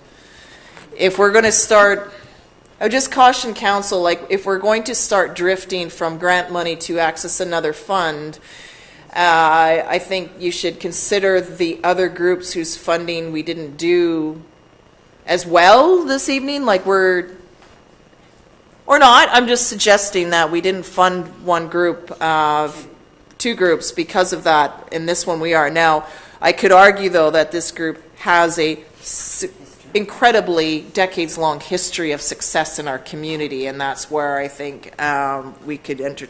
There's an argument that, given the confines of our policy, we're innovating now because of the long history that you have and the success, and it's an important event to our community. Not to say that the others are, and I also like new startup and new ventures, and now I'm sort of rambling. So I'm going to just look, there's an amendment now that's been proposed for this. So is someone wanting, I need to call the question on the amendment first before we start amending it. Okay, so on the amendment. Yes, thank you. I'm actually not in favor of the second part of the amendment, because if this Community Arts Council wants to come back and relook at their budget for next year, I don't want to cap them at $5,275. So I would like just the amendment to be as I stated for right now, based on the information in front of us and with the policy confinements that we have, that today's grant award that's not even a word, award be in the amount that reflects our policy of $5,275. I would not like to have that number included in the second part. Okay, so the motion though the main motion though is already grouping the two together. So what you could do for now is just have the second one remain intact at 7,000. Like, because the original motion was 7,000 for the line item and then 7,000 for the grant. So the amendment could be to amend it to the 5275 to stick with the grant and then leave the other part intact. That's sort of how I heard it. I didn't see both changing. But as the mover of the amendment, I'll let you speak further. I would feel more comfortable having no dollar figure attached, and then next year we'll look Okay, at that's where a whole different amendment because the mover made a motion of 7,000 for both. So that would be like that's like a whole other amendment. It's not friendly. I have to rule it out of order. So I'm on the amendment first for this particular grant application to 5275. So I'll call the question on the amendment. All those in favor? Opposed? Councillor Parkinson is opposed to the amendment. The motion carries. So now we have the main motion as amended. Now here, Council, I would entertain if someone wanted to move the difference of funds that was, if you wanted to now take the whatever it is, dollars from contingency, this would be an appropriate place to make that amendment. I would like that in there. 1725. So that the amount of 1,007, an amendment would be that 1,000 and 1,700, and so after that semicolon, and $1,725 be approved from council contingency. Sounds good.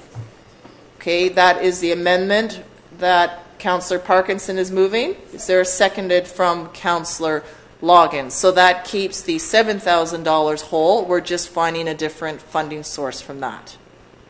Okay, on that amendment, is there any discussion? Councillor Pearson? I know everyone's going to get mad at me for this.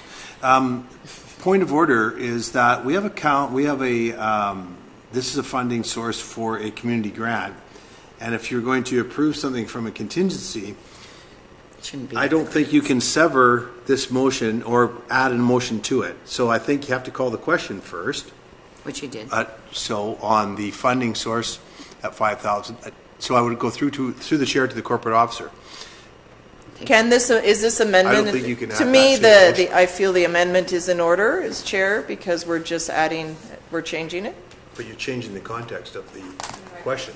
Okay. There's too many microphones on. Through your worship, yes. So council has already addressed the first amendment, which was to change the amount for 5275. And I think we're at the point now where we're dealing with a second amendment to the motion. Yes. My question through the chair, though, is that inappropriate to make an addendum or make an amendment to a motion that's been amended? Yes. It's okay to do a second amendment. Okay. Without calling the question? We called the question on the amendment, and so I feel that this amendment we're amending an amended motion and that it is in order. However, I can also call for the chair to be sustained in this ruling.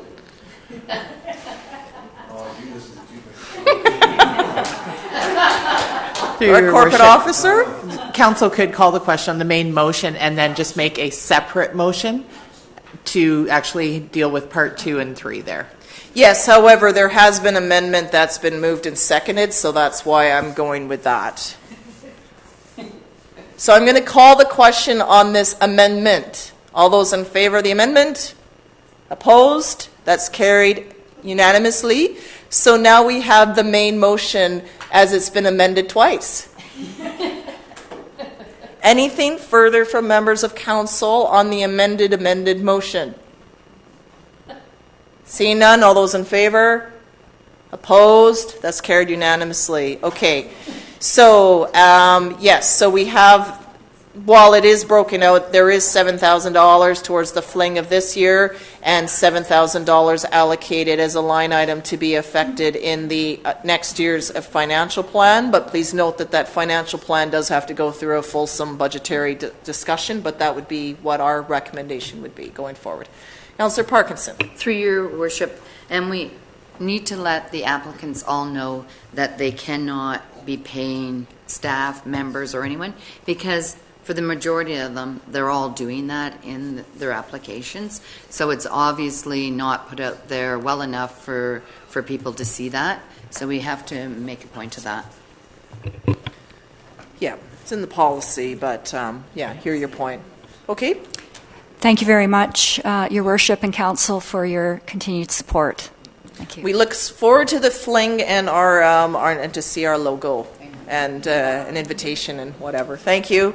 To our corporate officer. Sorry, if I'm following along, the third part there, that the item that the Philharmonic Orchestra be added as a line item, I don't believe was addressed through those amendments. It was first only the amount of $52.75 and then the additional from the contingency fund. So if council wishes to make it a line item in 2019, that motion still needs to be made. That was the main motion, though. The main motion had both of them together like that. Okay. And then they started breaking out. So it was all part of the main motion. Okay, thank you. Okay, thank you very much for that. Okay. All right, moving along, we'd like to welcome the Sooke River Bluegrass Society forward, please.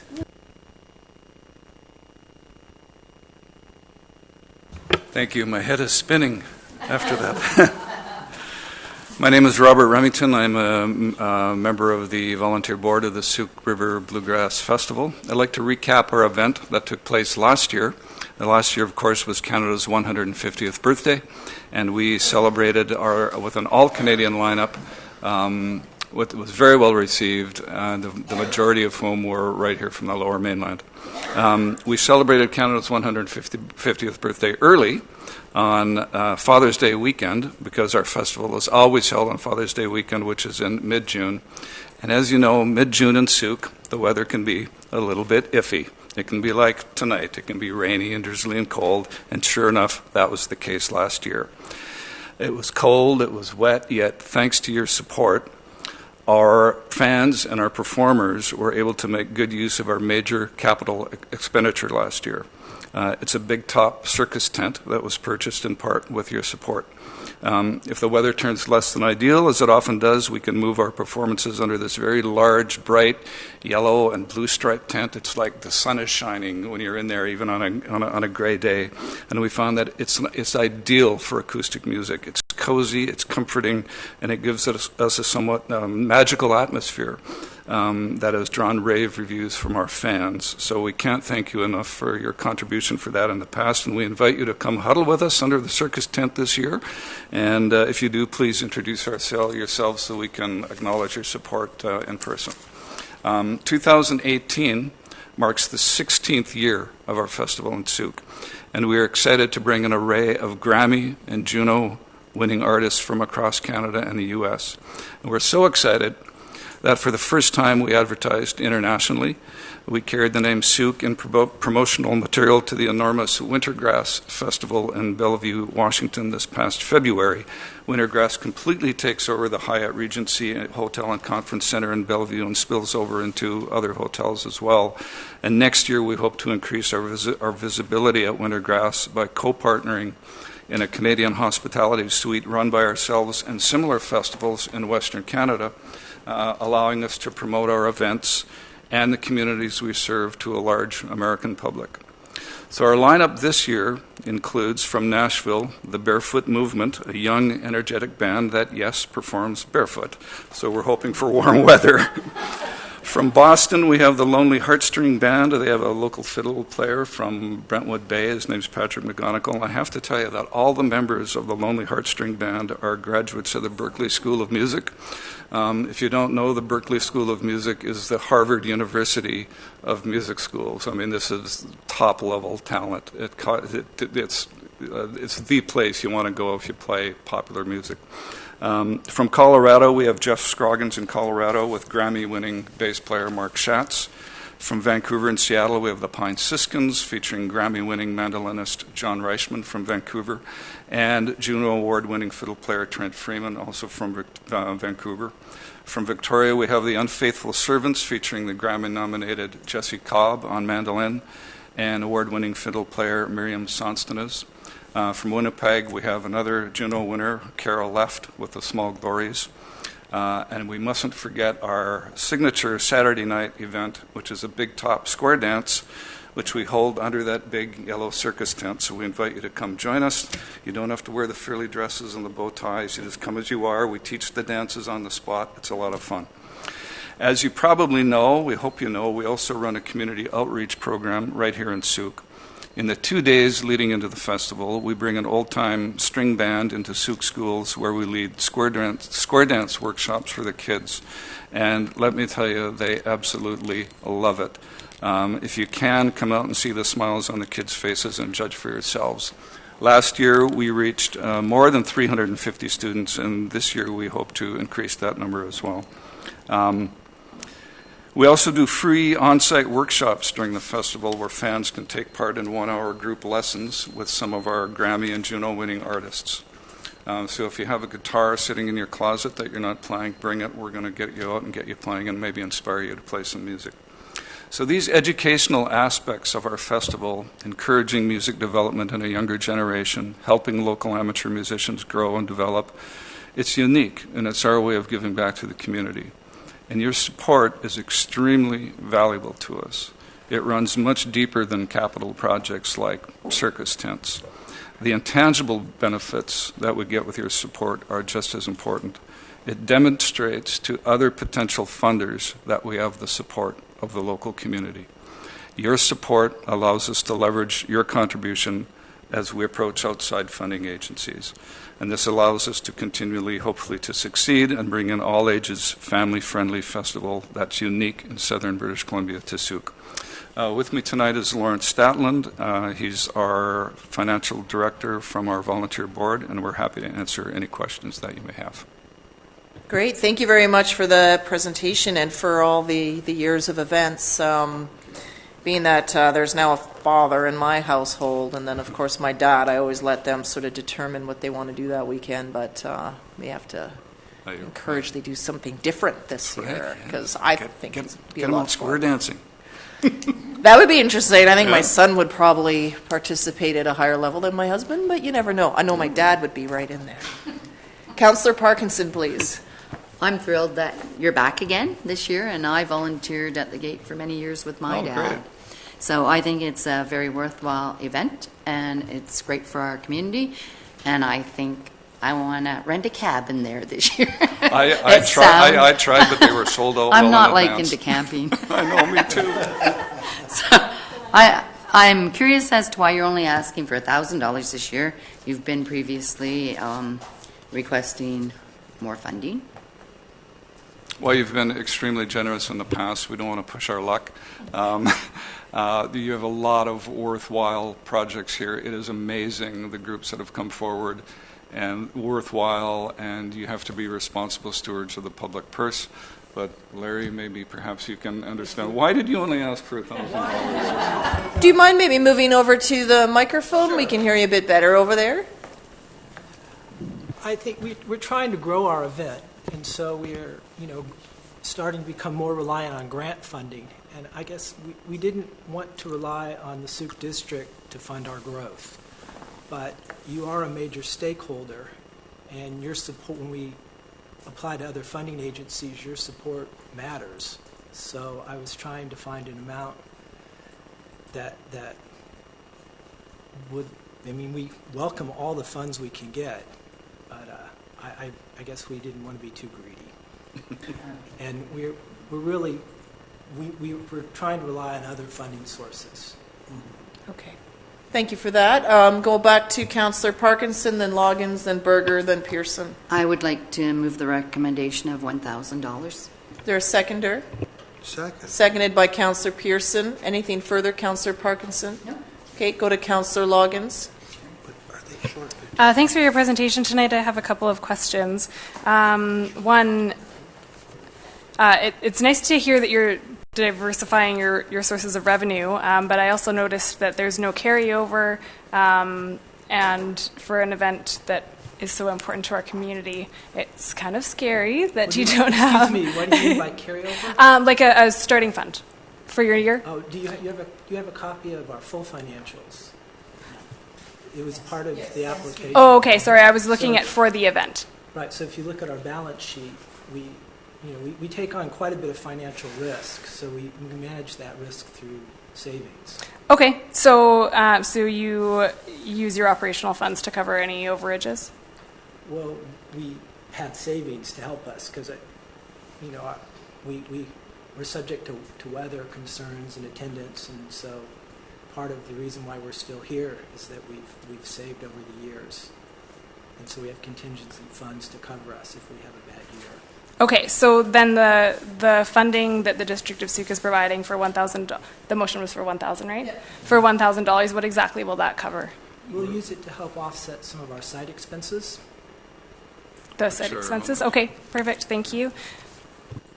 Councillor Berger, please. Yes. Councillor Berger. Oh, go ahead. Thank you. I didn't have my mic on. Yes, thank you. And through to you guys, I've sort of picked on you in the past when I was on the grant committee, and I want to seriously congratulate you on all the work that you guys have done in growing this. When you guys first came to the district, you didn't have any other sources of funding. You were relying on ticket sales, and you were trying to bring in bands, and of course, due to our policy, we couldn't fund that. So we always tried to find ways to help you out through porta potty rentals or what have you. So looking at your financials on your budget sheet, you guys have come a really long way, and I think it's fantastic that you're making this a sustainable event in our community. So I just wanted to say thank you. Thank you. Councillor Pearson. Yes, thank you, gentlemen, for the presentation tonight, and I think it's the first time I haven't seen Al in the crowd since you guys have been making that presentation. So just to looking at your application, is this a negative 1527 or a positive because it's in brackets? It was a negative, but I didn't know that was an important issue. When we for our budgeting, I did projections that we would do internally. So we use our previous year's revenues to project forward. Okay. So, for example, we have been growing steadily, and last year our year-over-year gate receipts were up 20%. So some good weather, we have a huge lineup. I would expect that we would have an increase in our gate revenues, but I didn't include that in the budget. We tend to budget conservatively. We tend to be very conservative in our assumptions. Yeah. And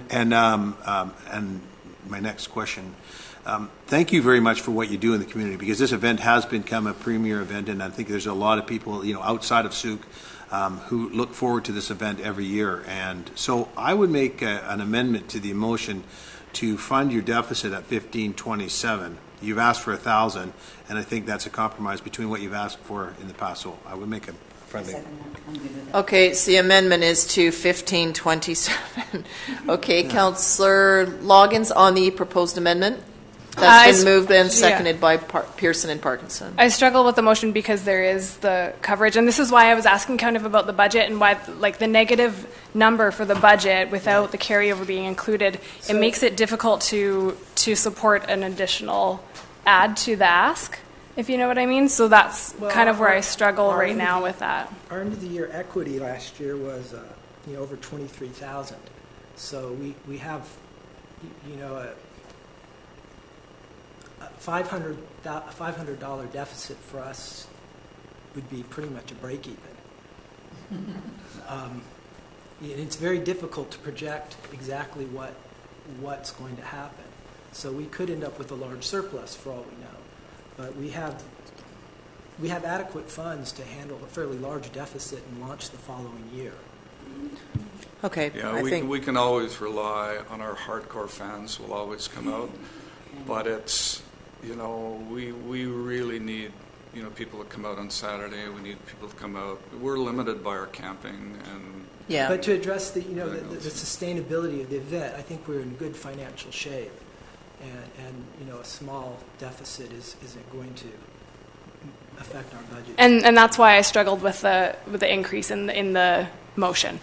Okay, so Councillor Pearson as the mover of the amendment? Yeah, and the reason that I supported, or why I've made the motion at 1527 from the 1,000 is that you're one of the groups that I think has taken the advice of council, because it's the funding in grant funding is not meant to go on and forever. I mean, you started with larger amounts and you've worked your way down. So I think this is symbolic of an organization that's made moves to make themselves financially sustainable, and that the increase I'm proposing is a goodwill gesture to get your books balanced, and then maybe next year you're even in better shape, so then you don't come and ask us for anything, right? So maybe it's in our best. Well, what we've discovered though is, as we start to get other grant funding sources, the district support actually matters. So it matters a lot. Okay, and we have your logo on our website all year. Perfect. Okay, so on the amendment, that would be an additional 527. All those in favor of the amendment? Opposed? Councillor Logan is opposed. So now on the main motion as amended, that would be the amount of 1,527. All those in favor? Opposed? That's carried unanimously. And of course, I'll offer this and to anyone else if it helps that I provide you with a letter of support as you go and seek funding. Please don't hesitate to contact me. I'd be more than happy to do that. Thank you. Thank you very much. All right.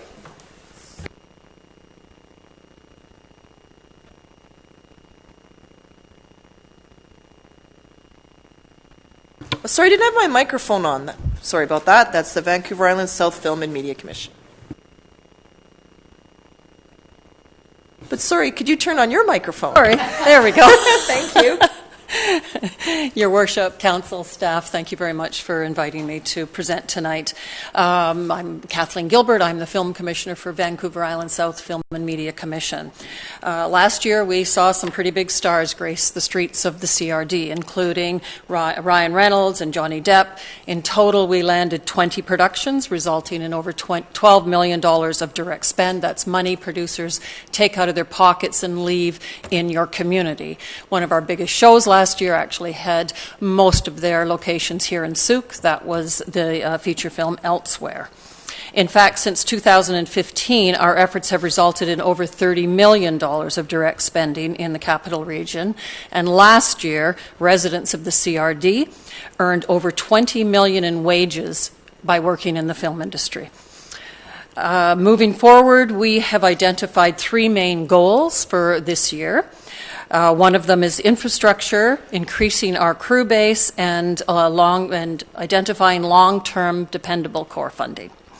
This is a $2.5 billion industry in BC, and there's no reason why we here in the CRD, with our amazing locations and our experienced crew base, can't attract at least 10% of that. However, we can only land these shows with high-quality service and quick responses to requests, and we can only offer that with a budget that allows us to effectively market the area. The competition for film dollars is fierce. We compete with over 1,000 film commissions around the world, all willing to do whatever they need to do to attract this very profitable industry. We need to work very closely with you, our municipalities, to ensure that we remain film-friendly and that we keep production costs low and services high. We want the CRD to be known as the most film-friendly place in all of BC, but we can't do it alone. One of the other things that we've identified for this year is building infrastructure. You may have heard the rumors that we're getting very close to having a sound stage in Victoria, and we're hoping that we will know by the 1st of May whether that's going to go ahead, and if so, probably the doors will open to that studio by summertime. So we're very excited and that's been years of trying to attract an owner to take over that Thrifty's warehouse that we've been really trying to get a buyer for. But recently, moving on then, training, that's been we held a really successful job career job career fair last year that attracted over 1,800 people. So we know that there's a real interest for especially our young people to work in this industry, and so we've really are focusing on training and trying to find some fast avenues to get people into this industry quickly. And we're working with both the provincial government and with the University of Victoria to develop those courses, hopefully to bring them out this summer or early in the fall, so that we can get more of our residents working in this industry and increase our crew database. So we know we're on the right track. We understand this industry. We understand the needs and wants. We hear from producers every day about feedback, about positive feedback about our services and our beautiful, amazing locations. We just sent out Sooke potholes today, and we're pretty sure we landed a show because of that Sooke potholes in the park, and it's going to be a fairly large show. So fingers crossed that will come. But I want to thank you for your continued support, and any questions I'm available for. Thank you very much, Ms. Gilbert. It's really exciting. I think last year just having the ability to host elsewhere, and that the cast and crew were within our community and using so many different areas here and causing little to no disruption to the normal day-to-day events. We got really good feedback from members from the community, and our staff had a really unique opportunity to help with film permitting and the like. So it was really exciting. Okay. I had the opportunity to connect with the production assistant there and just sort of ask, so how did you find us? And it was through I guess the catalog, Creative BC. Is that? That's our database. That is your database. Yep. Okay.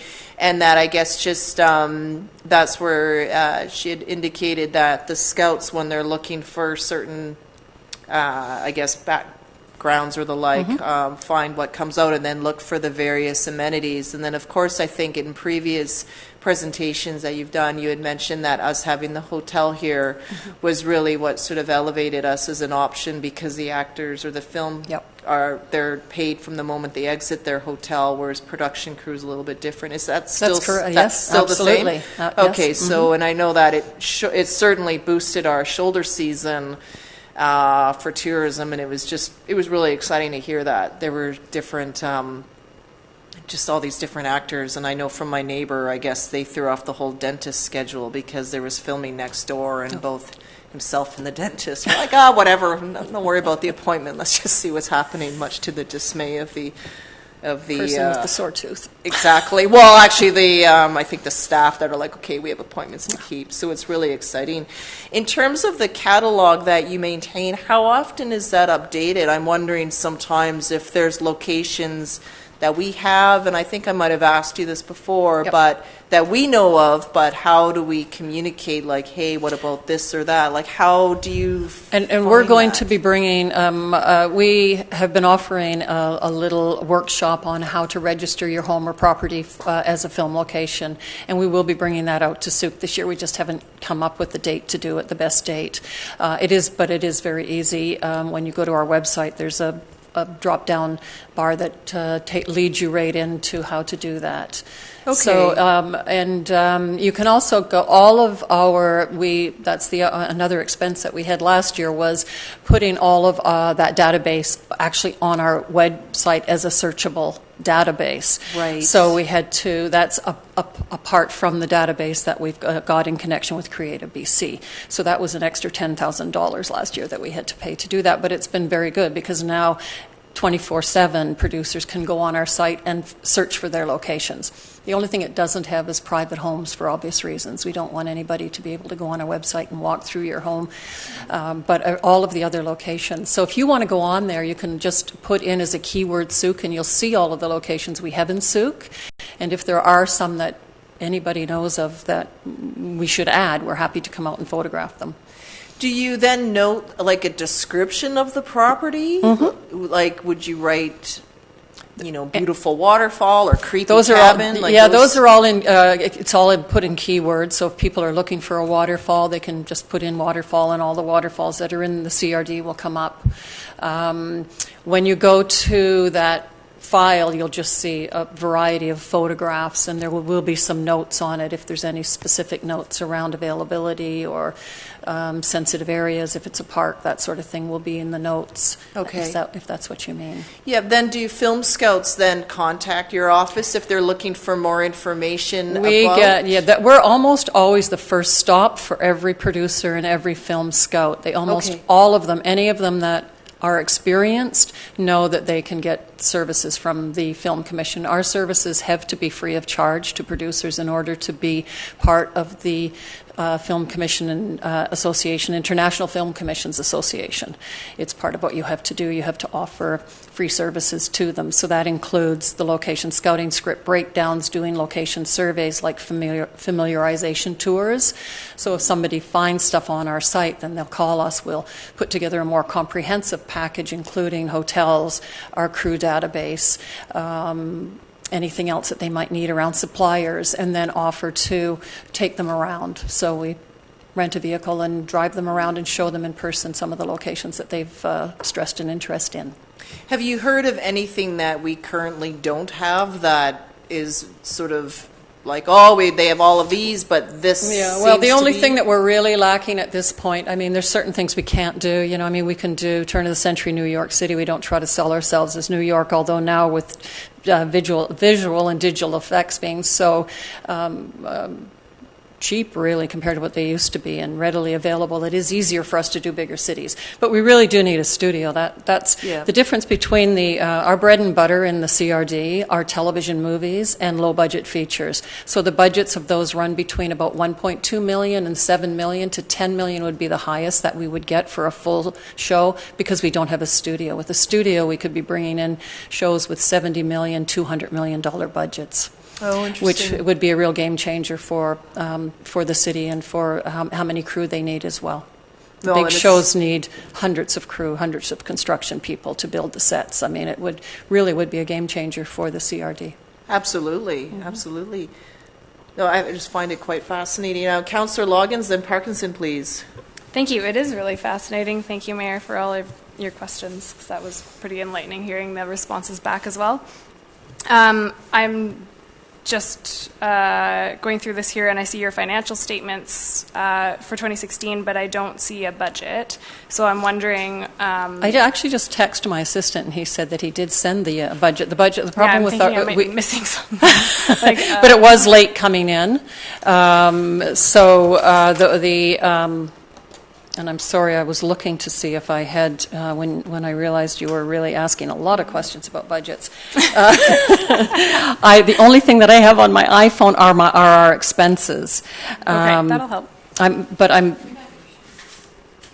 Did nobody get the budget for 2018? I didn't see it in our package here. And so if it is possible to ask what the 1,500 is for, and if you can, even just read out the expenses, I think that'll be helpful. Thank you. The expenses are quite long, but so the thing that we're asking to use your money for this year is we're doing.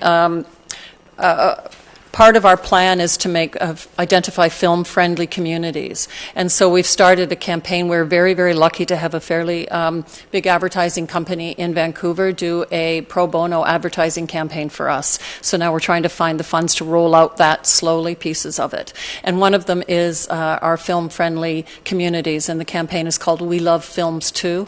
And film-friendly businesses will be identified with a window cling in their business that will identify them as a film-friendly business. And this will show two things. This will let scouts know as they're driving around or walking down, the main street in Sooke or main street in Victoria or Sydney, that, here's a business that will allow filming, or will at least talk to us about filming, so we can go in there and do that. It also will be allow the crews that are coming and local crews that are working and crews that are visiting and staying here to identify film-friendly businesses, and they'll give them business because they know they support film.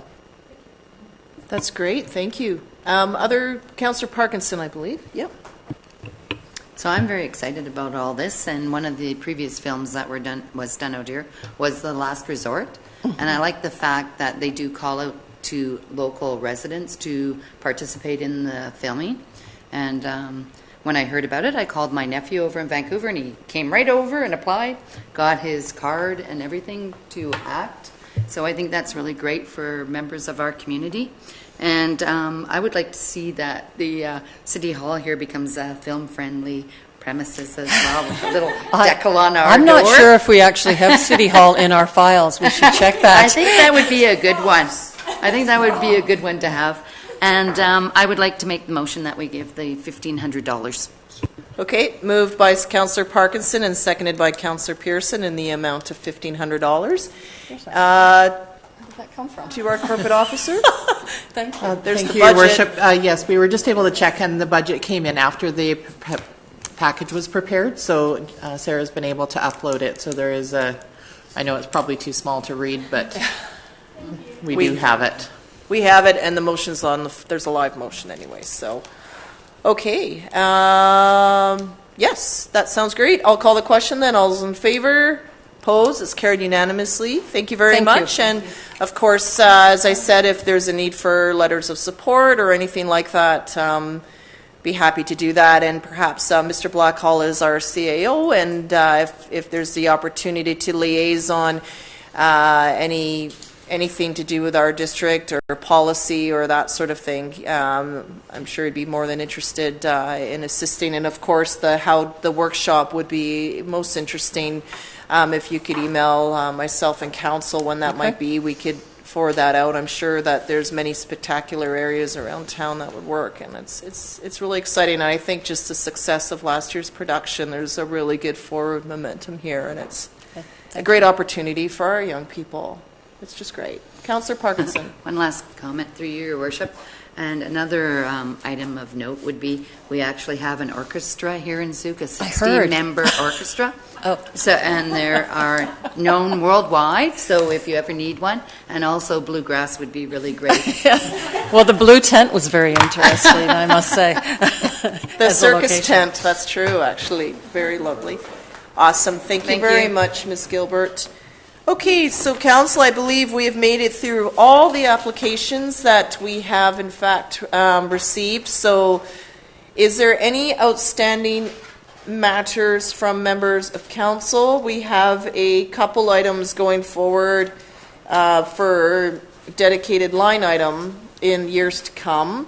There is thoughts, perhaps, is there any others that anyone would like to consider at this time? Anything going once, going to what? Oh, Councillor Berger, please. Yes, thank you. No, I just wanted to comment. The Canada Day, that was previously a line item as well. It was, and then the organizer had changed, and then the Lions, then it was sort of put out, and the Sooke Lions stepped forward to take it on. So I'd like to make a motion that we include the Canada Day funding as a line item in the amount of 5,000. Well, it was 6,000. So that the Sooke Canada Day hosted by the Lions Club be dedicated line item in the amount of $6,000. Okay, and that's seconded by Councillor Parkinson. Okay. So we just need the amount to be $6,000 a year. On the motion, Councillor Pearson and Loggins. The Lions is currently the sponsor of it, so I think if we put a line item,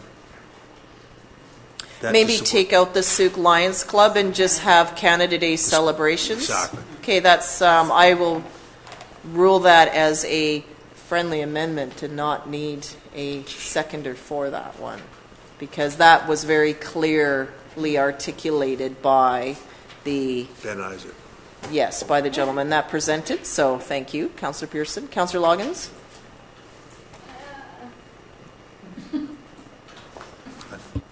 Turn off your microphone. I could use my words. I chose not to.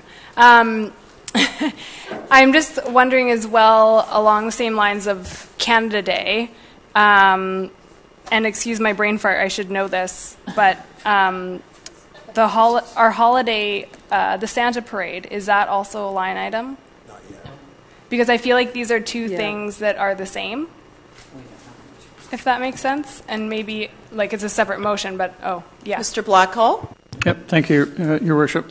We do have an events line item now in the budget, and I think that's where we were funding that, was $10,000 budget, so. So we accessed that for the Santa Parade, and there was a couple of other things that we drew from. Okay. So is this like, Levy. just to clarify where the funding is coming from, are we adding to that, to the events fund, or would this be, This because would it's a be- Canada Day, you know what I mean? It's not, because it's not to an organization, because it's a day celebration. I think you would have I see it as like a dedicated line, Sooke Canada Day. I'm totally fine with that. I guess where I'm going is it would be really great to see a events budget for our community that's more than $10,000 pitiful dollars. You can raise that next budget deliberations.